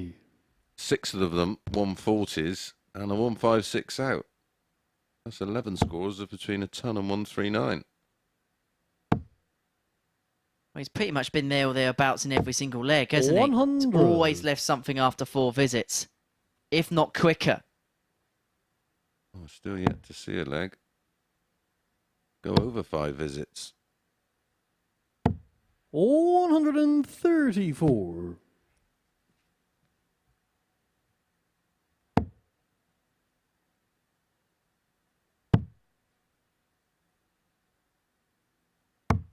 $91. Well, this has been one of those Super Series classics, and I'll start putting these games in the library and getting them out there. 96. One we could watch again and again and again. Absolutely. Unless Pilgrim can take out the 138, 60. may well be Target the require first leg to 138. go past the 5 visits. Wouldn't put it past him. Now, this should be ultimate if Worsley went bull, bull, bull here. 98. John, you require 150. He's not, No. but he may win it on a 150. Good grief. You can see the frustration. 95. Daryl, you require To win 40. an absolute blinder. Game. And it shot, is and the Pilgrim's match, points Daryl for the Pilgrim. taking in what was an absolute classic here at the Live Lounge against John Worsley. Pilgrim winning by 4 legs to 3. Worsley losing despite an average of 103.41. It's the first 3-figure average we've seen this evening, and that comes in defeat in a game which saw 3 ton-plus checkouts as well. What a game, what an encounter, what a performance from Pilgrim. John Worsley by 4 legs of free. He opens up a temporary 4-point lead at the top of the table, but that is going to be cut in half when Warburton and Taylor go toe-to-toe next.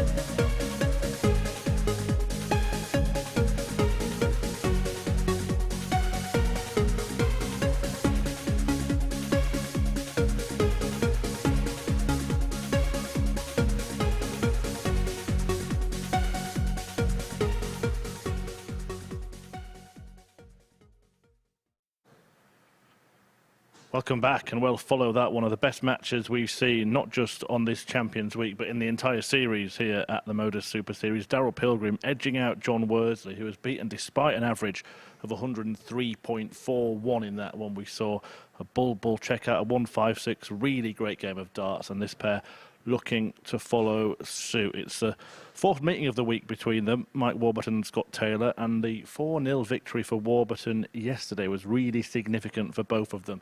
It stopped Scott Taylor when he was in pole position from winning Group A and catapulted Mike Warburton himself into this group, giving him a better chance of qualifying. So a chance for redemption for that man, Scott Taylor, or will it be repetition for Warburton? Round 4 of this fascinating fight will be described by Henry Deacon and Chris Mason.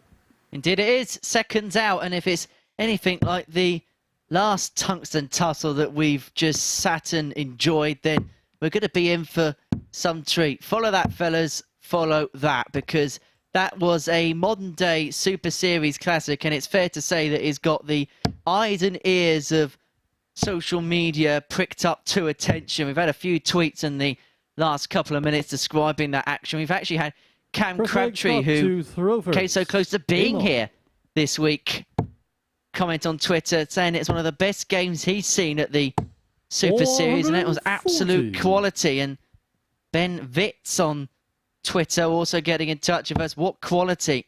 20 bullseye for Pilgrim, followed by a 156 for Worthy to level at 3-3. Hashtag love the darts. Do get in touch with us. It's at MSS Darts on Twitter over the course of the evening. 85. Yeah, it was absolutely spectacular, wasn't it? And the response, let's not forget that Worsley was here 138, was waiting on a double 100 to lead 3-2 and have complete control of the match. And then he pops in the 20 ball after blocking the treble 20 on a 120 out.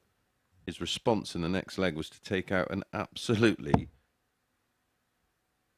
mind-boggling 156 to keep the match alive. 41. And the longest leg of that match was the last one, a 16 darter. Wow, wow, wow. Take a bow. 26. What do we make of this one? Because if you look at the table and the stats for the night, well, not really much to separate this pair, if the truth be told. 140. Taylor started off slowly as Delpoon, but recovered well in his second. Warburton languishing around the 90 average for the night thus far. 64. Mike Iroquois 120. Can he climb the ladder in the opener?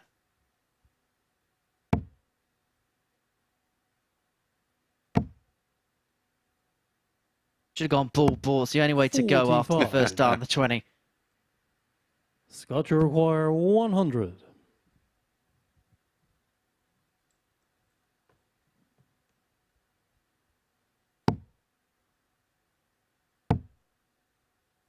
I only ever done it once, 60. and it was against Mike the Iroquois ball 75. specialist, Simon Whitlock.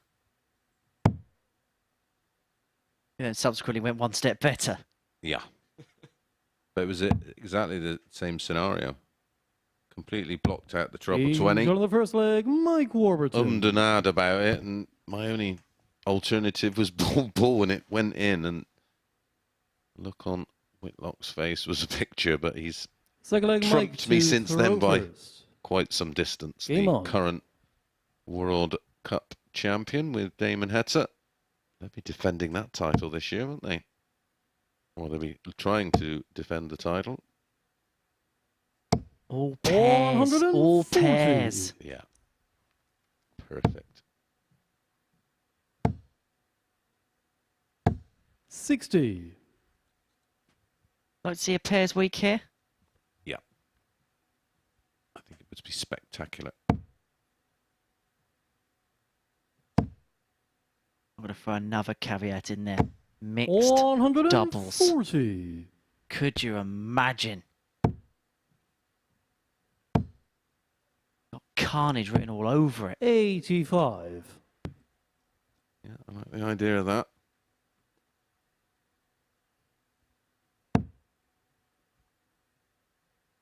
I wouldn't mind seeing the World Cup, 41. PDC World Cup, extended to 3 players. You play a round robin thing of pairs, and if it's tied, 24. you nominate your singles player to play the shootout leg. I think that would be absolutely immense. 100. Thank me later, Mr. Porter. I'm surprised you've only got to game 7 and we've decided to break the bank. Probably take a 125. similar amount of time, and it would add drama. Mike Iroquois 80. Imagine you're playing captains waiting in the wings, and the images you can have from that. Game shot on the second leg, Mike Warby. Warburton. doubles his lead. Yes, yet to miss a dart at a double. That was a Third leg 15. Scott to throw first. And this has been to the mean that Warburton's played at so far this 99. evening. Kicked off with a 90.75, then 89.52. And now 91.09. So yeah, he's pretty much bang on the money, isn't he? We go back to that M word, the 100. mean. Being pretty mean here to Scott Taylor. 96. Been a night of bits and sparks for Scott Taylor. Got about 73-33 against Pilgrim. Then recover with a 90 to beat John Worsley. But now again, down just underneath the 80 range. 139.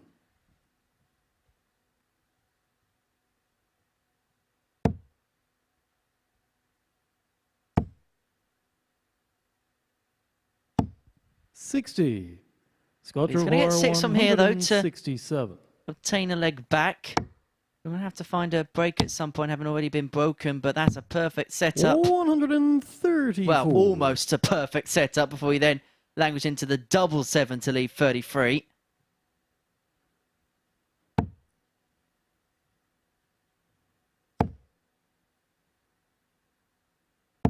Warburton applied 140. some pressure. Scott require 33.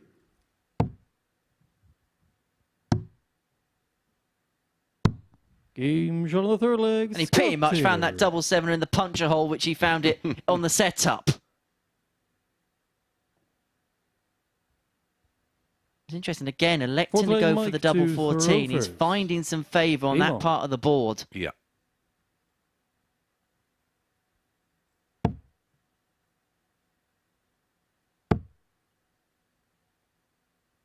There's only a hold, has to find a 85. break, having already been broken in this match in the opening leg by Warburton. 42. Right, coming up after this, 3 more matches for you on Thursday at the Super Series. John Worsley will take on Mike Gillett. Warburton will be back against Dale Pilgrim, and then Scott Taylor will finish off the show 100. against Mike Gillett. Don't forget, we'll be back for a double session tomorrow, where we are going to find out the full field for Champions Night on Saturday. 190. Scott Taylor is not done here. Saturday night's just going to be just immense, isn't it? 100. We're going to have a Mason special on Saturday. Maybe. 137. And I thought that'd be our first Champions Night we've covered together. It is, yeah. Yes, right. 100. Scott require 142. 142 for Taylor. Going to go, and so Warburton has an opportunity on this 116 to re-establish that 2-leg buffer again. 16. And this time it put him within a leg of the match. Well, that is not going to do him any favours. 78. Well, I was going to suggest Scott require he's lost his 49. way here, but he's still maintaining that 91 average. Huge dart. Found Game the double shot on the fourth 10. leg, Scott Taylor. Back to back, 15 darters for Scott Taylor. And we have Fifth a leg, level Scott game, to because that was a throw break, first. and we're back Game on on. throw. And you've got to give Scott Taylor credit, because there's been a couple of times tonight where we've 59. asked 1 or 2 questions of him, but in response he's coming up with answers.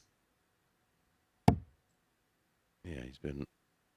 Well, he had that moment where it looked like he was just going to throw the dart away. 100. Seemed to get rid of a bit of anger.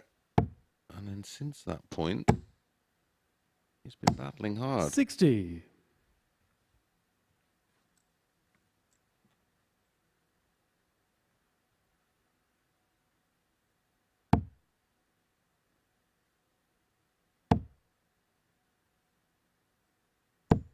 How many more 140. two trouble visits is Mike Warburton going to find tonight?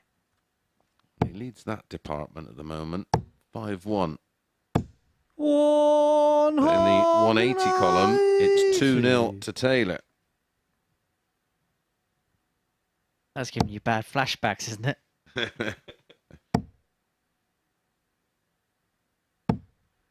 100.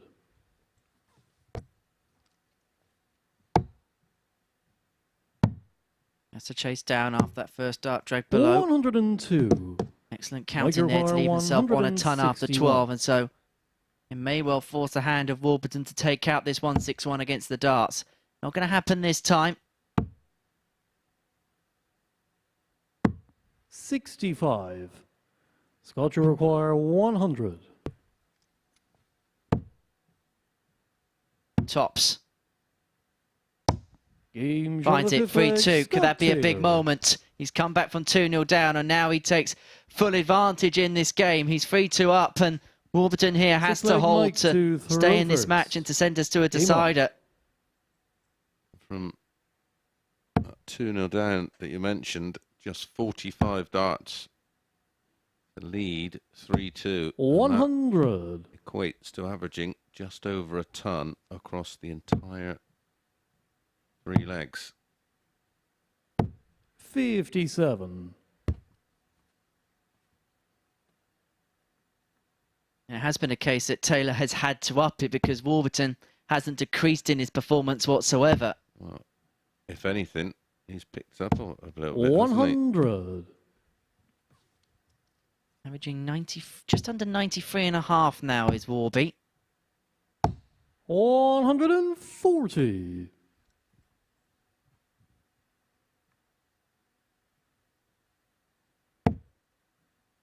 But Taylor just knows when to kick. Yeah, it's all about the 60. timing, isn't it? Morecambe and Wise that had that sketch where they said they played all the right notes but in all the wrong places. 48.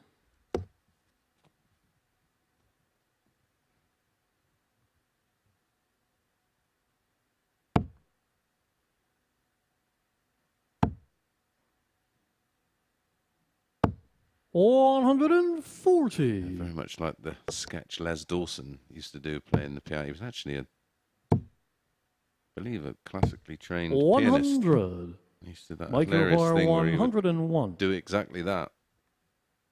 Play all the right notes, but in all the wrong places.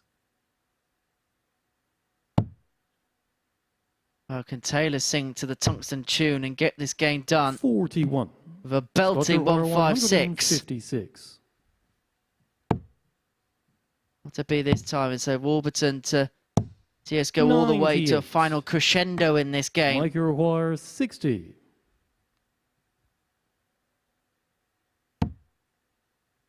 Tops. The open bed of double 10 50. is not found, and so Taylor has the chance to get this Scott done, to requires get this one, 58. and to win 4 straight legs from 2-0 down. Game, shot. Found it and last that's time, Scott found it this Taylor. time, and that was some performance. Being on the back foot, he reels off 4 on the spin. Despite trailing 2-0, averages very, very similar, finishing identical in terms of percentages. Was it those beautifully timed maxes? Maybe that 100 checkout, but it is Scott Taylor who jumps into second position. When we return after a short break, it's Worsley back in action against pointless Mike Gillett.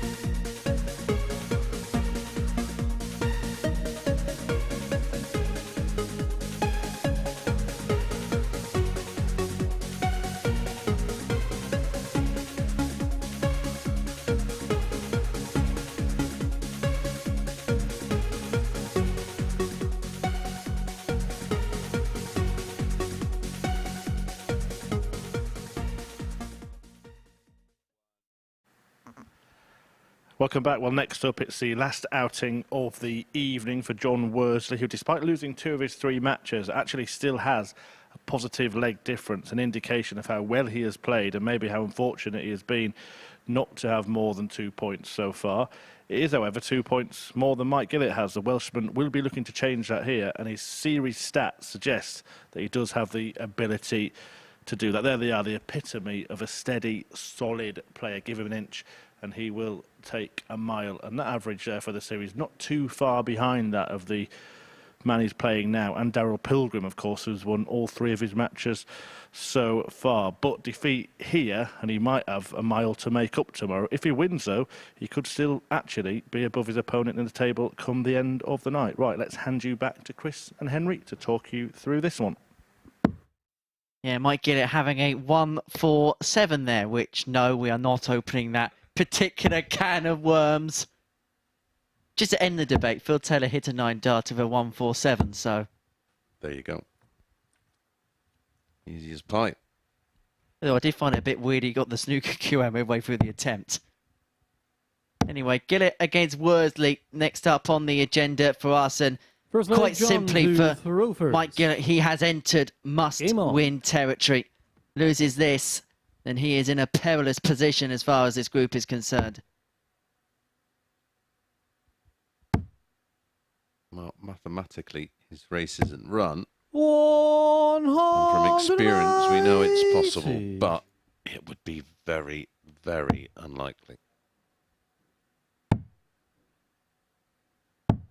96. As for John Worsley, he's been steady throughout the course of the night, and then he accelerated against Pilgrim, losing with 103.4 on average. But hold on a minute. Well, he'd be buoyed by 95. that performance. While he was on stage, he'd have had a quick look at the numbers and thought, oh, okay, I may have lost, but I'm going to certainly win more than I lose playing like that. 140. But yeah, he's been steady away all night, hasn't he? He averaged 86.59 in a 4-1 win over Warby. 180. And then went down 4-3 with a 86.61. 95. John, you require 46. He won that match, didn't he?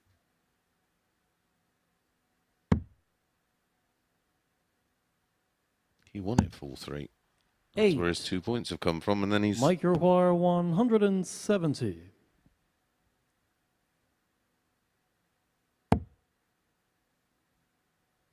And then he lost 4-3 with 103.41. 55. How's John, your you luck? require 38. Seeing players lose of all sorts of averages today.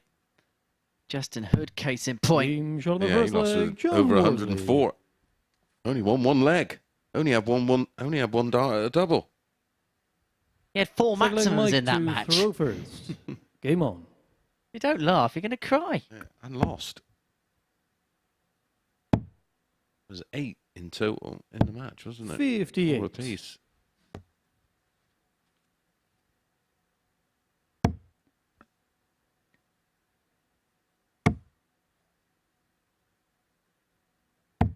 $94. He played well in his first 2 games, but he's now settled into it even more. And by virtue, 100. we are seeing some stratospheric stuff from Worsley. Well, right up until the last leg of that match, he was maintaining an average in excess of 106, peaking at 58. 111.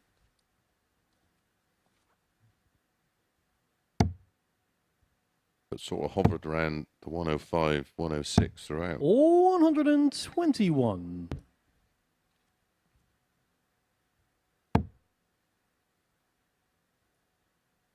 That, of course, gives us an indication of where his game is at right now. He's obviously been 135. plenty of hours.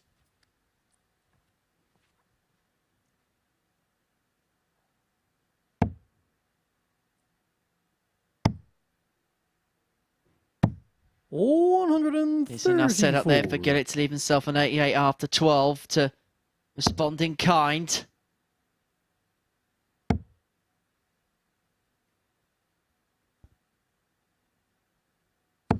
100. Yeah, it's been a good response, Mike this. Wire, 88.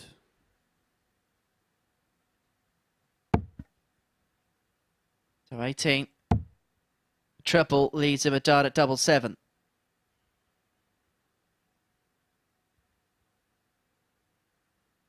Well, sevens be heaven for Gillett. 74. In the mood. The John womble is Wire, in. 114. You may not want to be giving him a go at this. Can't finish.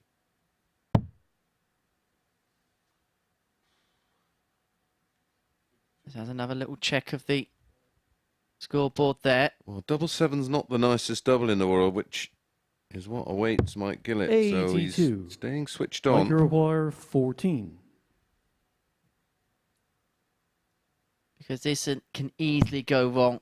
Because if you go inside with the first dart, you're chasing around, one dart in your hand at double 2. 12. And now John he finds Wire, himself at the madhouse 32. should he return. Worsley back for double 16. A far more favourable double for the Game breaker John throw in a Wire, 2-0 John lead. Worsley.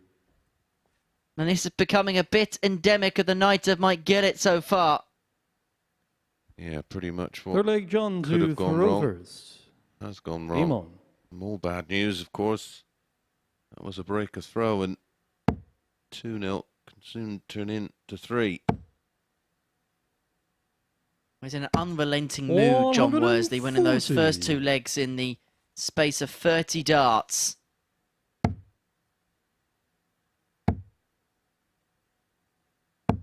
$140. Talking about that idea of a doubles tournament, my mate the Duck, who me and him are unbeaten at pairs. Maybe we could get a go. 83. Mind you, we're unbeaten at pairs as well, aren't we? Yeah, 83. only because we've never played. In fairness, even if I was the only option to play pairs here, Chris would probably just not play the tournament. 100. Like that kid at school who's always picked last at PE.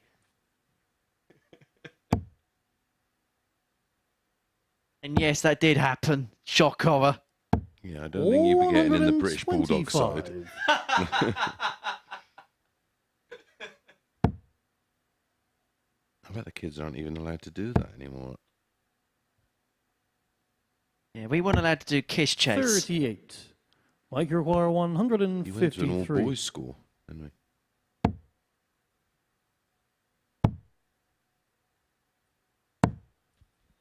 we? $88. John Wire, So 140 140 for Worsley for a 3-0 lead.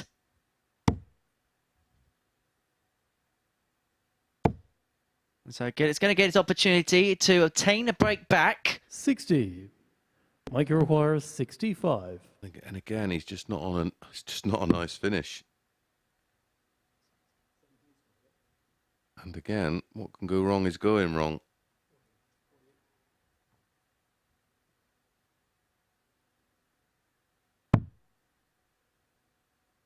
Single for double. 49. He's given the wombo John another go. Wire, 80. The W on his back may stand for win, not wombo.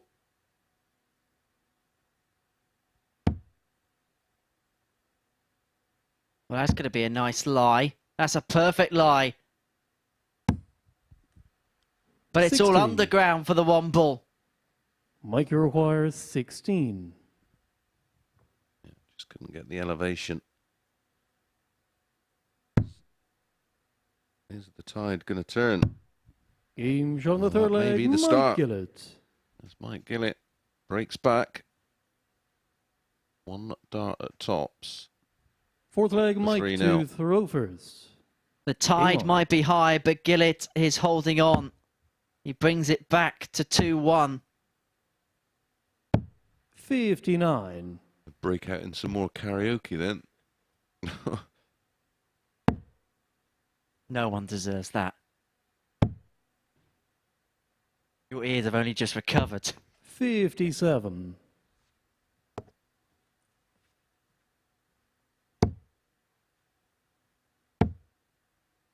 Talking about powers of recovery, that is exactly what Mike Gillett is looking to do in this game.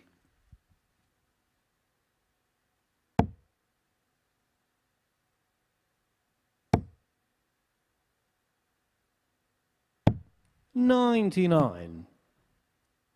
Worsley just breathing down his neck at every single juncture, every single opportunity. 45. And really, that 140 is cancelled out by 2 trebleless visits either side. And so Worsley, if he can crank in a couple of trebles here, he will have the chance to steal the darts. 60.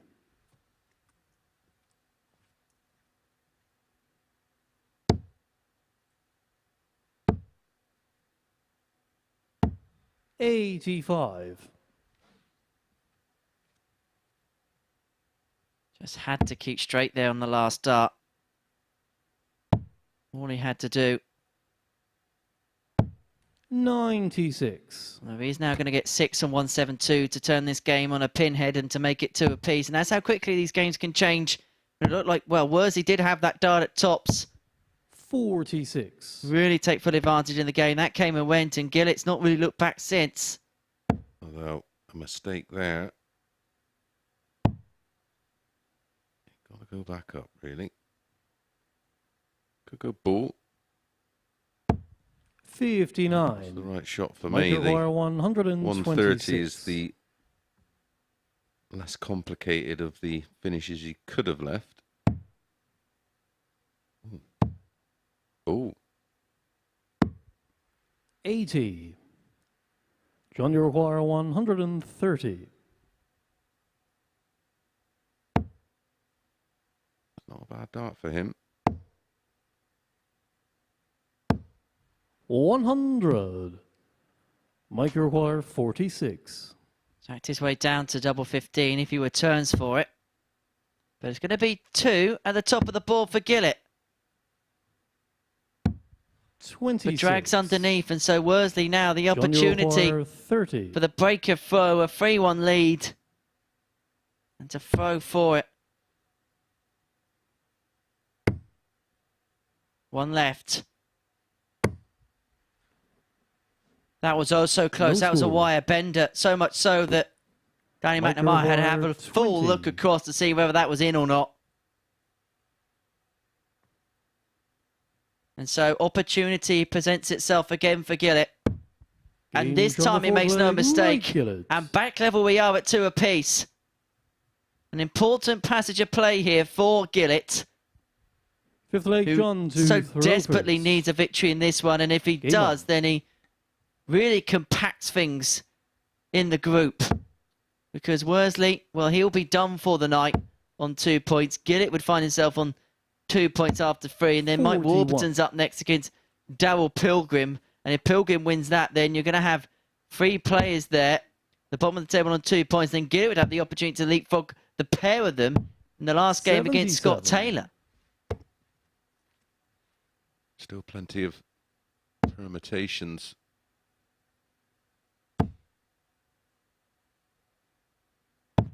$99. He had such a good start to the match, didn't he? John Worsley was averaging over a ton after the opening 2 legs. 99. Looked like he was just going to do the business.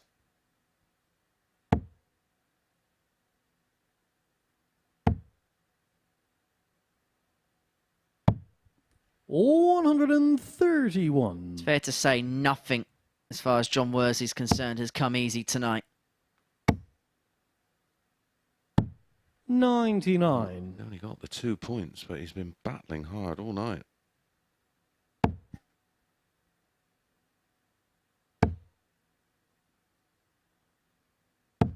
$125. He's been forced to produce this level game upon game upon game. 99. John Uruguay, 105. Treble 15. Would have given him a dart at tops, and so 45. Mike Gillett, the opportunity for the first time Major tonight wire presents itself for 127. 127 and game. Game. Okay, not to be. Worsley's back now. 60 he wants for a 3-2 79. lead and to go within a leg of the match. John, you require 60.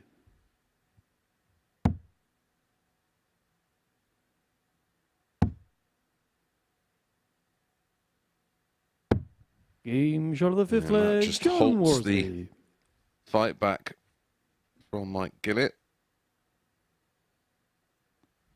Six leg Was Mike the to opening throw two legs first. went to Worsley, the Emo. next two to Gillett. Important moment there. Last start in hand. Clutch 99. double 10 with his opponent back on 48 to turn the tables completely. And Gillett would have had the darts for the match as well.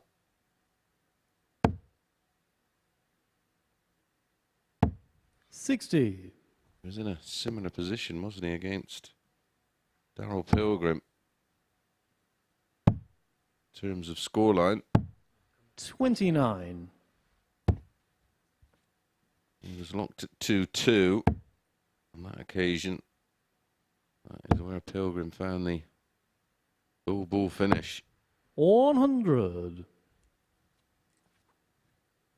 This time it's Worsley that leads 3-2. 100. Although the reply from Worsley in the next leg wasn't too bad. Slotted in a nice little 1-5-6 out in response. 85. Pressure is on the shoulders of Gillett in this leg, and he's just about holding on to throw. 100. It's just been an exchange from the pair really in this leg, hasn't it? That was a cool deflection 121. off the barrel of the first dart. Leaves himself on 135 though. No, can Gillett go? Oh, trouble 19 would leave him. 137. John, you require So in 135. spectacular style. Trouble 20 and ball. And so Gillett is going to 65. return to take us all the way. Mike, you require 36. Double 18. 3-3. Game And shot of back the we sixth go leg, all the Mike way Gillett. to a deciding leg.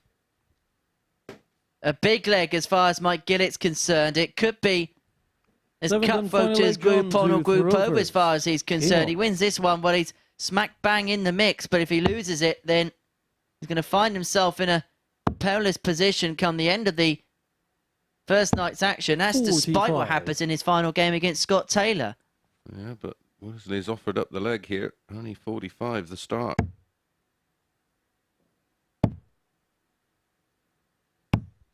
79. And in this scenario, every treble's going to be like a nugget of gold.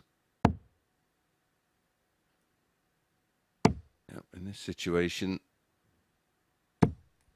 140s 140s are huge, but tons feel like 140s and 140s feel like 180s. But that is a max, his third of the match.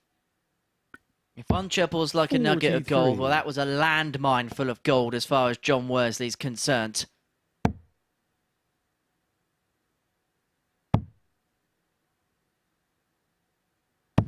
$96.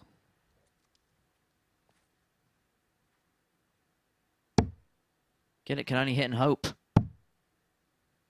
He did that 58. against Warby, didn't he? And he very nearly took out the 1-4-3 to pinch it.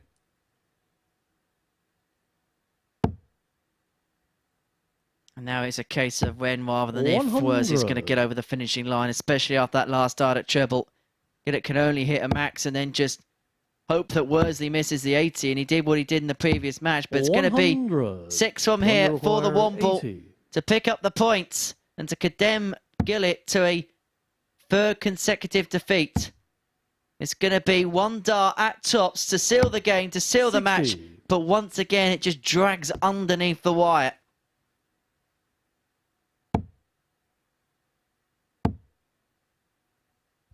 140. John, you require 20. 3 in hand this time. There is pressure. Game, shot. No problem and for the match, Worsley. John Finds Worsley. the double 10 in what was a very interesting match to watch. 3 180s for Worsley. Averages almost identical. 85.39. 85.07 for Gillett. Starts at a double though for Worsley. But his night is done. Our penultimate match to follow, Mike Warburton against Daryl Pilgrim.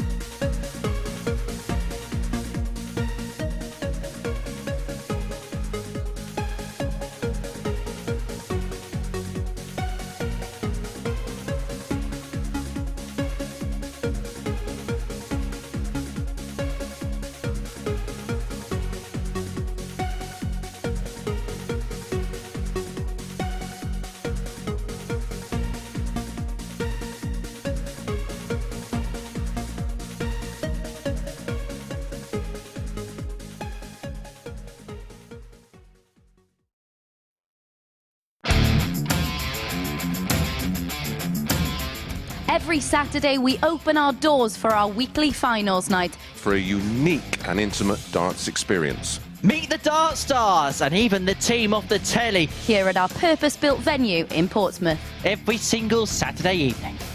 Tickets can be booked via this QR code Or at www.dartshop.tv for a very small booking fee. Follow us at MSS Darts on Twitter, Facebook, Instagram and TikTok. For all the latest ticketing news. All you need to do, log on, book, turn up, and the action gets underway from 7:30 p.m. So what are you waiting for? Get your tickets to the darts. We look forward to welcoming you to the MODUS Super Series very soon.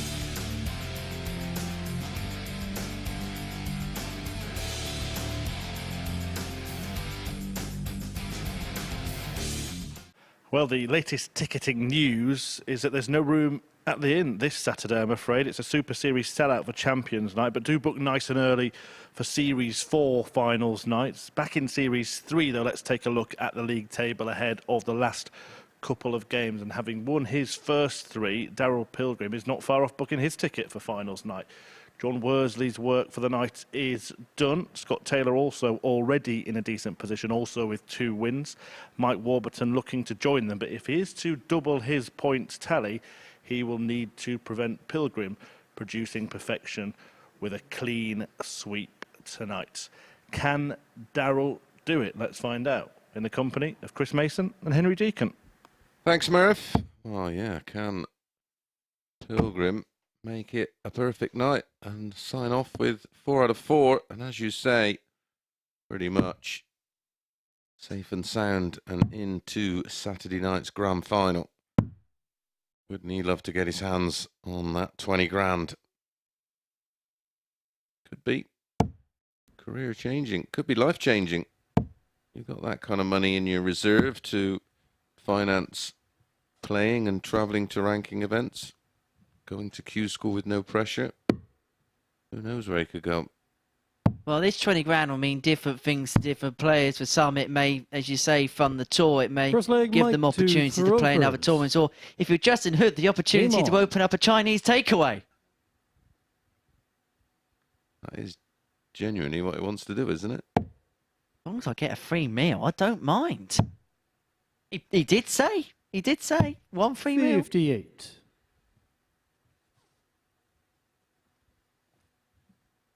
That might be the scene of a Super Sunday, Mace. Yeah, spin up to Glastonbury for a Chinese takeaway. What could possibly go wrong? Well, at the minute, for Daryl Pilgrim, everything is going right so far this evening. 3 wins from 3. He kicks off the opening leg of his final match of the session in perfect style. Now, can you continue? We gave it the big tee up, Daryl. Probably should never have bothered.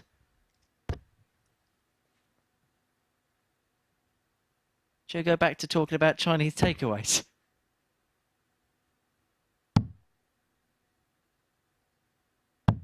$96.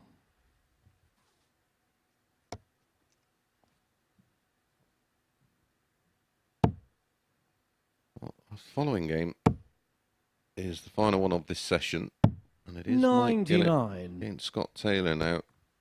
Mike Gillett, who got off to a treacherous start. If he wins that game, he will leapfrog John Worsley and be in a very good position Daryl, you require to qualify for 164. Saturday night. He will go on to 6 points, 3 from 4.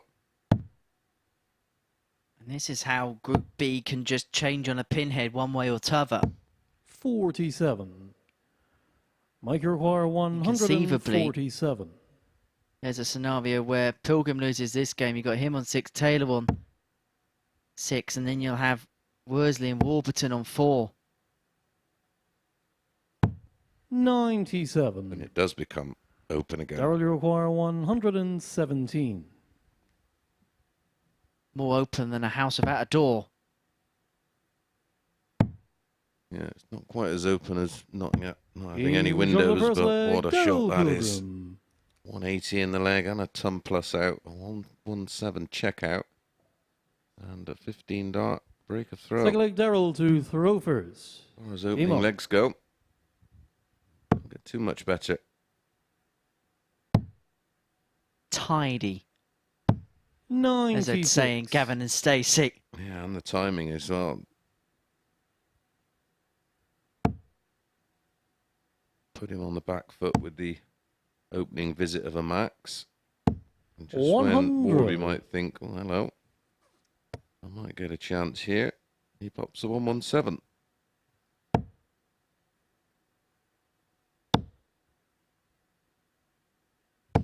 $140.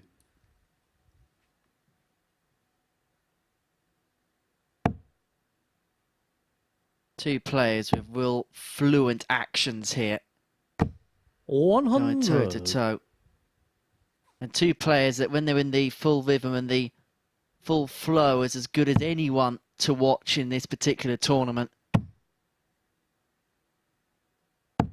58.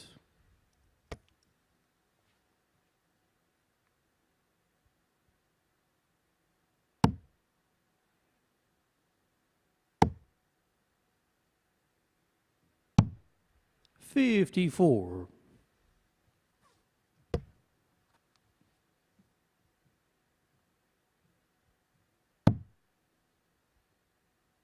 Looking to fill that to leave double 18. 171.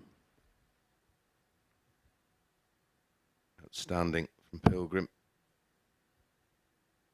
Just finding those killer visits in this part of the leg. 60.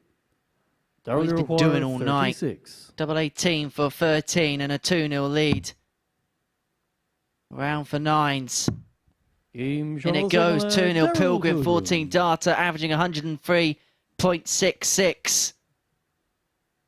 Max on the treble 20 in Further leg Mike 1 and to Max on the Carovers. treble 19s in leg 2 Game to set on. up that 36. 29 darts to take him to the halfway point. 100.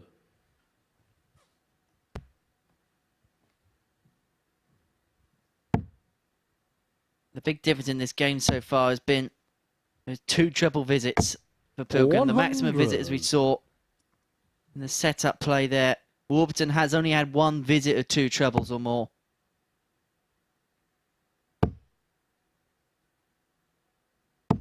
$100.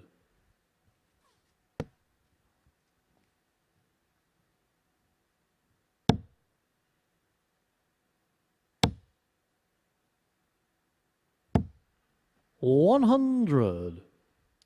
Got any more interaction as far as Twitter is concerned? I've had a message from friend of the show, Brian Roman. 60. Hello, Brian.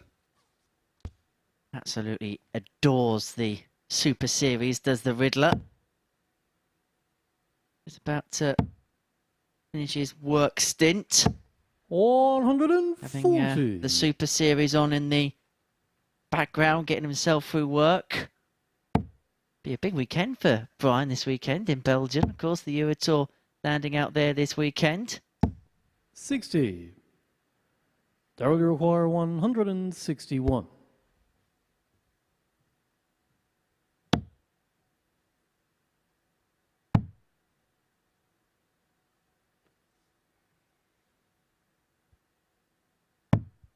$93.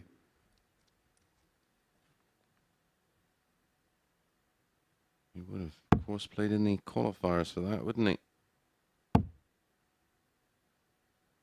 Yeah, no doubt we'll be seeing him as part of the 60. Belgian TV coach. One of the top pundits Darrell, out in that requires part of the world is 68. Brian. I know. Don't know if he's any good or not, because I don't know what he's saying. Game shot on the third I leg. don't know if this Darrell guy's any good or Pilgrim. not, because he continues to win legs in 5 visits. Another Fourth leg, 15 Darrell to darter, Carovers. another Game on. break a throw, and another clinical finish. 15, 14 and 15. 82. The darts used to find himself 3-0 up. Glenn Durham mentioned something last week when commentating on Darrell Pilgrim. When he's in the flow and in the 60. mood, the darts sing a tune. And what he means by that is the way the darts enter the board, you can hear that thud so mesmerically. And when the first dart stands to attention like that, well, it invites bedfellows. 120. Yeah, a bit unfortunate there to only score 120. 60. Always just not had an answer.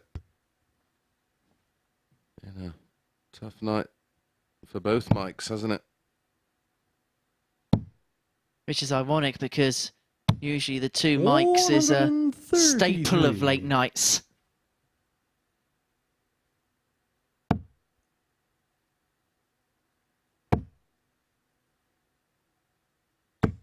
$60. And so Pilgrim, 6 darts from 166 to get the job done. I was wondering if you were going to add anything to that. I was thinking, was it a 60. late night radio show or something? Indeed it was, yes. Ah, Mike Parry? And Mike Graham. That's it. talk radio, wasn't it, back in the day? Yeah. Porky Parry. Still going now, isn't he? You seen the video of him on the cinnamon challenge? 95. Oh, yeah. Darrell, you require 106. To wrap it up with yet another 5-visit lag. Well, not to be. I jinxed that. 58.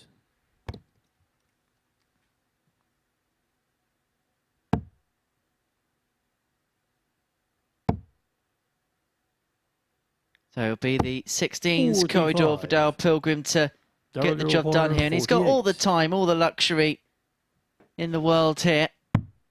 And so the requisite double for 4-0 on the scoreline. 16. And it would have been 4-0 on the night, although he is going to come back for that 32.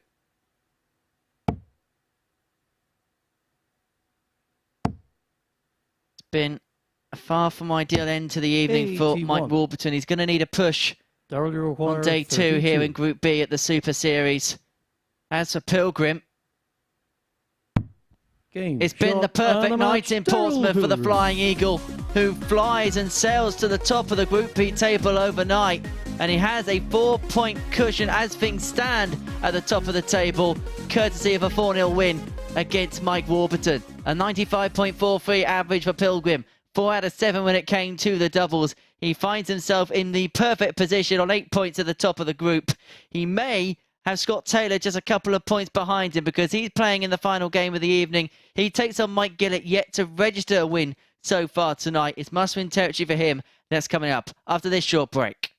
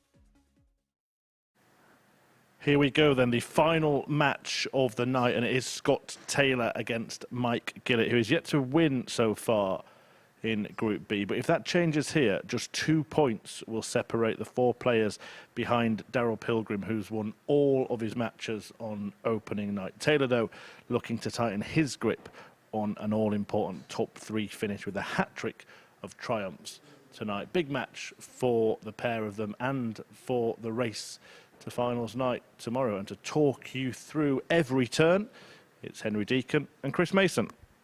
Thank you very much, Chris, then. So, one final game to go on our Thursday night Tungsten Tussles here at the Super Series.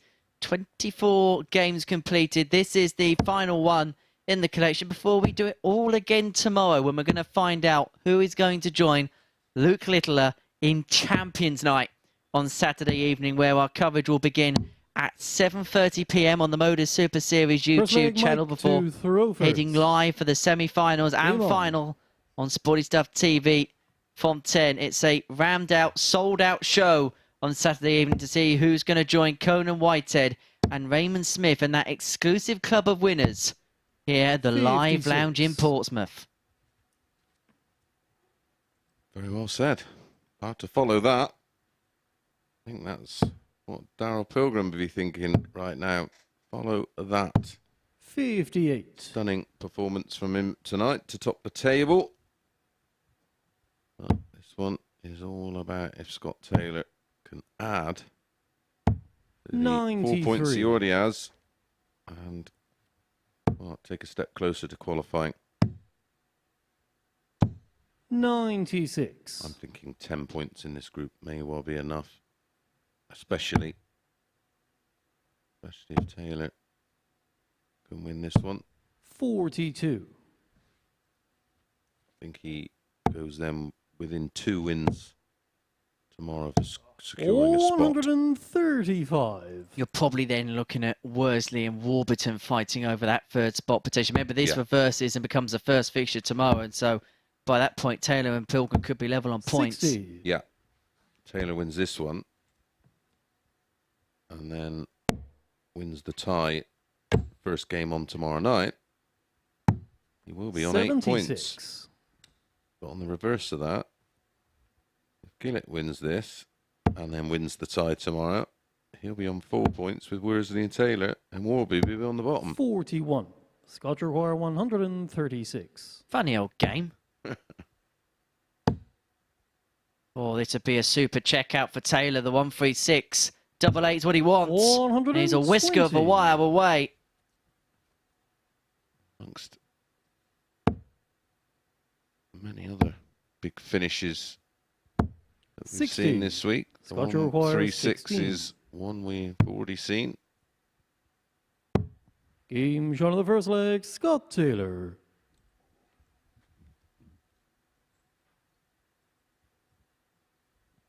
Second leg, Scott to throw first. Game on. Highest finish tonight was the 156 in defeat for John Worsley. 41.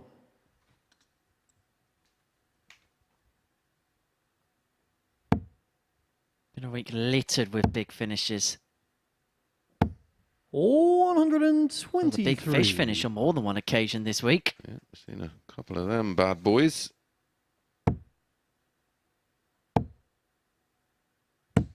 60.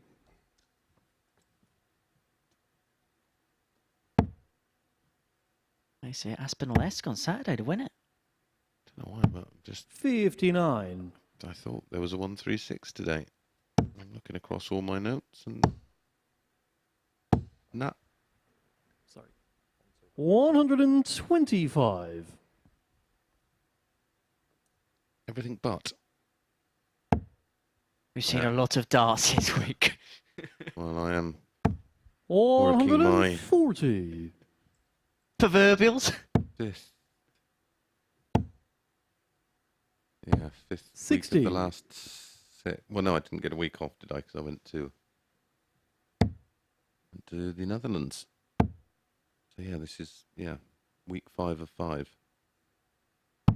99. I think my mind is blank. Maybe I seen one one at the weekend. It's all blending into one. Either that or you probably fell 45. asleep and all you saw was a Micro 136 Wire finish. 80. Level 10. Game shot on the second leg. Gets it, and Mike well, Gillett. you don't want to leave Taylor on the 170 because he's already notched it this week. Back level we are, one apiece. One of the Third leg Mike to throw first. 2 players Game to on. have hit the 170. He did his on Monday. 125. Mike Warburton hit one on Tuesday. 81.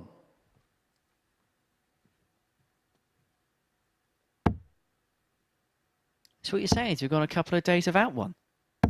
100. Standard slipping. But we did have a 20 ball finish. Yeah, true. 140. Checkout of the week. Oh, check out of the series. 140. Forget the poll, I'm overriding it. It's just that. Although now we are past 10 o'clock, we can talk about the polls 42. now. Mike require 136. Voting day in England. Local elections taking place over the course of the day. Do you vote? 96. I do, yes. No, although I did take a politics A-level, so... Oh, did you? 44. Mike require 40. I've never voted in my life. Don't know anything about it. Game shot on I'm the a great third leg. believer that Mike Gillett. People, before they're allowed to vote, should pass a certain IQ test. Well, I'm in Fourth trouble. leg Scott to throw first. Game on. Not an A level. That's exactly what I'm saying. I think. Yeah. 140. Also, I think you should have to pass an IQ test if you're allowed to own a pet. 83. And have a child. 60. Yeah, that could end in a rabbit hole of ideas. 48. Oh, Taylor's at a bit of a brick wall in this one. 95. Back legs for Gillett. And it looked like things were going the same way as his night has gone. 39.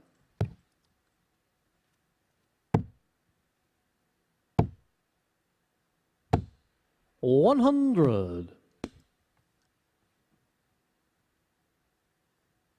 Mind are back at 1 o'clock tomorrow for Group C action. Jacob Taylor, Steve West at the top end of that particular 140. table. Scott require 106. I think there's going to be a couple of twists and turns in that one. Game shot of the fourth leg. It's more Scott like it Taylor. from Scott Taylor. Levels your devils. Fifth leg Talking Mike about to twists throw and turns. first. Another one Game on. there.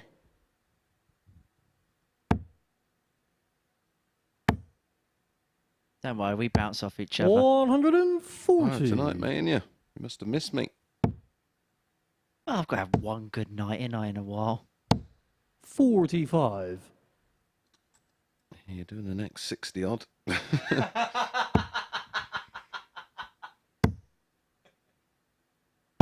100. I was going to find a sleeping bag, ain't I? Oh, this place is big enough, isn't it? 57. Little day beds down there underneath our desk. Got heating, air conditioning. Got a games 78. room out there with a lovely dartboard.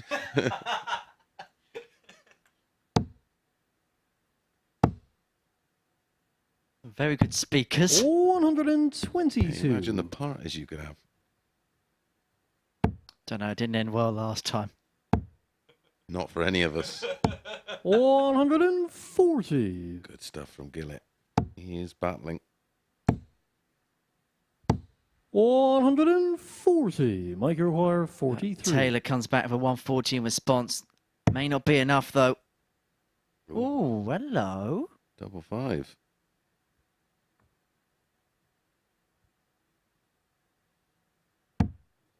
No score. Scott require Lost his 137. timing there. Could be tiredness. He is approaching 25 past 1 in the morning.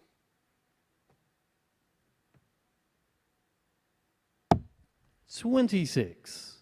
Mike, you require Approaching my 43. 8th hour of commentary. That's more like it. 33. And in your 8th hour Scott commentary, you have a bit of an I 111. moment. Can't keep my eyes open. Double 17. Tops for a steal. 91.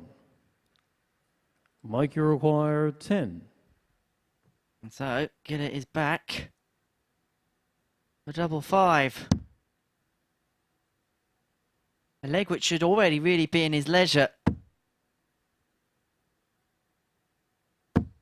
5. But Taylor's going to come back with a bona fide opportunity here at double 20. 10 to take a 3-2 lead himself. Game shot on the 5th leg, Scott That was Taylor. a real steal. Got a feel for Mike Gillett tonight. He has had an absolute Tony Blair. 6 legs, talking Scott about to politics. throw first. Game on.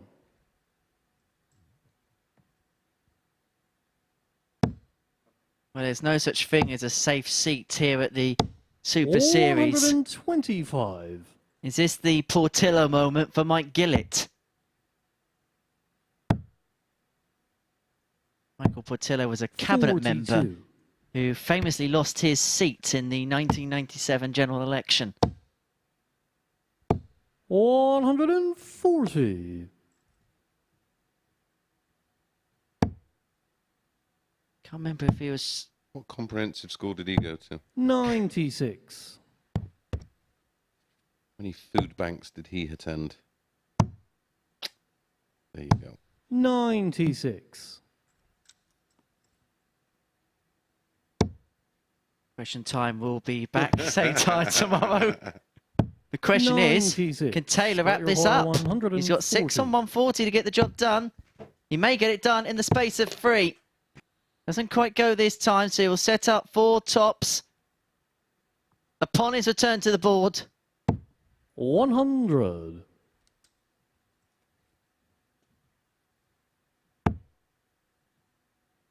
to finish with a 13 data potentially if you can get it first time of asking. 140. Scott, you For require Mike Gillett, 40. it's been a night of turbulence, of trials Game and shot, tribulations, and a but it match, is Scott a night Taylor. of success for the most part for Scott Taylor as he finishes off the evening with 3 wins from 4. He condemns Mike Gillett to 4 consecutive defeats, and Taylor getting over the line with an average of 86.15 in the end. A checkout ratio of 50%, that 106 high checkout en route as well. So Scott Taylor is going to keep the closest chase to Darryl Pilgrim at the top of the group. It's a fairly uniform table following the first night's affairs here at the Super Series in Group B, but it's going to be spearheaded by Darryl Pilgrim, who's had the perfect night here at the Live Lounge in Portsmouth. Well, to round off our evening's action, we're going to get some analysis and thoughts up on the balcony. Chris Mason is racing his way up there, and upon his arrival, he will be joining Chris Murphy to sum up all of the evening's action. Yeah, to analyse what has happened. And, well, we'll start with Darryl Pilgrim, the obvious player, because a perfect night for him. 1 foot, 2 feet, maybe even up to his thighs at finals night. Yeah, and the way he's playing, you know, you can't see any slip-ups from him. Absolutely rock solid all night. And the favourite, again, like we had with Jacob, who was the favourite for Group C. He's following suit, isn't he? Yeah, as Henry said, their uniform table, if we take a look at it at the halfway stage, 8-6-4-2-0, the 0 for Mike Gillett. Not over yet, but he's going to have to probably win all of his matches tomorrow. Yeah, I think he's going to have to go through the card because, I mean, that was a big win for Scott Taylor. And again, that will be our first game in tomorrow night's session, Scott Taylor gets a win there. He joins Pilgrim, and it makes it even more unlikely that anyone else is going to join them, especially on that amount of points. Pilgrim, Taylor and Worsley in those 3 positions provisionally. Is that what you expected? No, I thought Warby would in the mix. It was one of those type of groups where I felt whoever sort of got out early, and who was ever left sort of in the lower end of the table was going to stay that way, just by the nature of the players in that group. I think Worsley will be the one that's a little disappointed more than anyone else in the top half of the table, because he was involved in a couple of great games that he got edged out 4-3. I thought Warby was really disappointing. Yeah, that match against Daryl Pilgrim, one of the best matches we've seen for a while here. Absolutely, absolutely stunning. Longest leg in the match is 16. The fabulous 120 where he blocked the treble and had to go. That was the only way he could go out on the ton, was ball. But the response, taking out that 156 in the very next leg, the majority of players that are just, their head would have fallen off. He takes out the 156, but was still edged out, and that was another one that could have gone his way. So I think Worsley's very much in the mix. His averages for the night over 90 all night, so that's going to make him dangerous tomorrow night. Right, tomorrow it is decision day. A couple of sessions, 5 players to fill the places at finals. Now, just give us a couple of names from either session. I think Taylor will get the job done in Group C, and I think Pilgrim is going to probably extend that lead, and he could go 4 out of 4 tomorrow. There's nothing to suggest that he couldn't. Indeed. Well, come this time tomorrow, we will have our final 6 for Champions Night on Saturday. Luke Littler is already there, and tonight Pilgrim's perfect performance has given him every chance of being there as well. He didn't miss much, and you would be a fool to miss Judgment Day tomorrow. We'll see you then.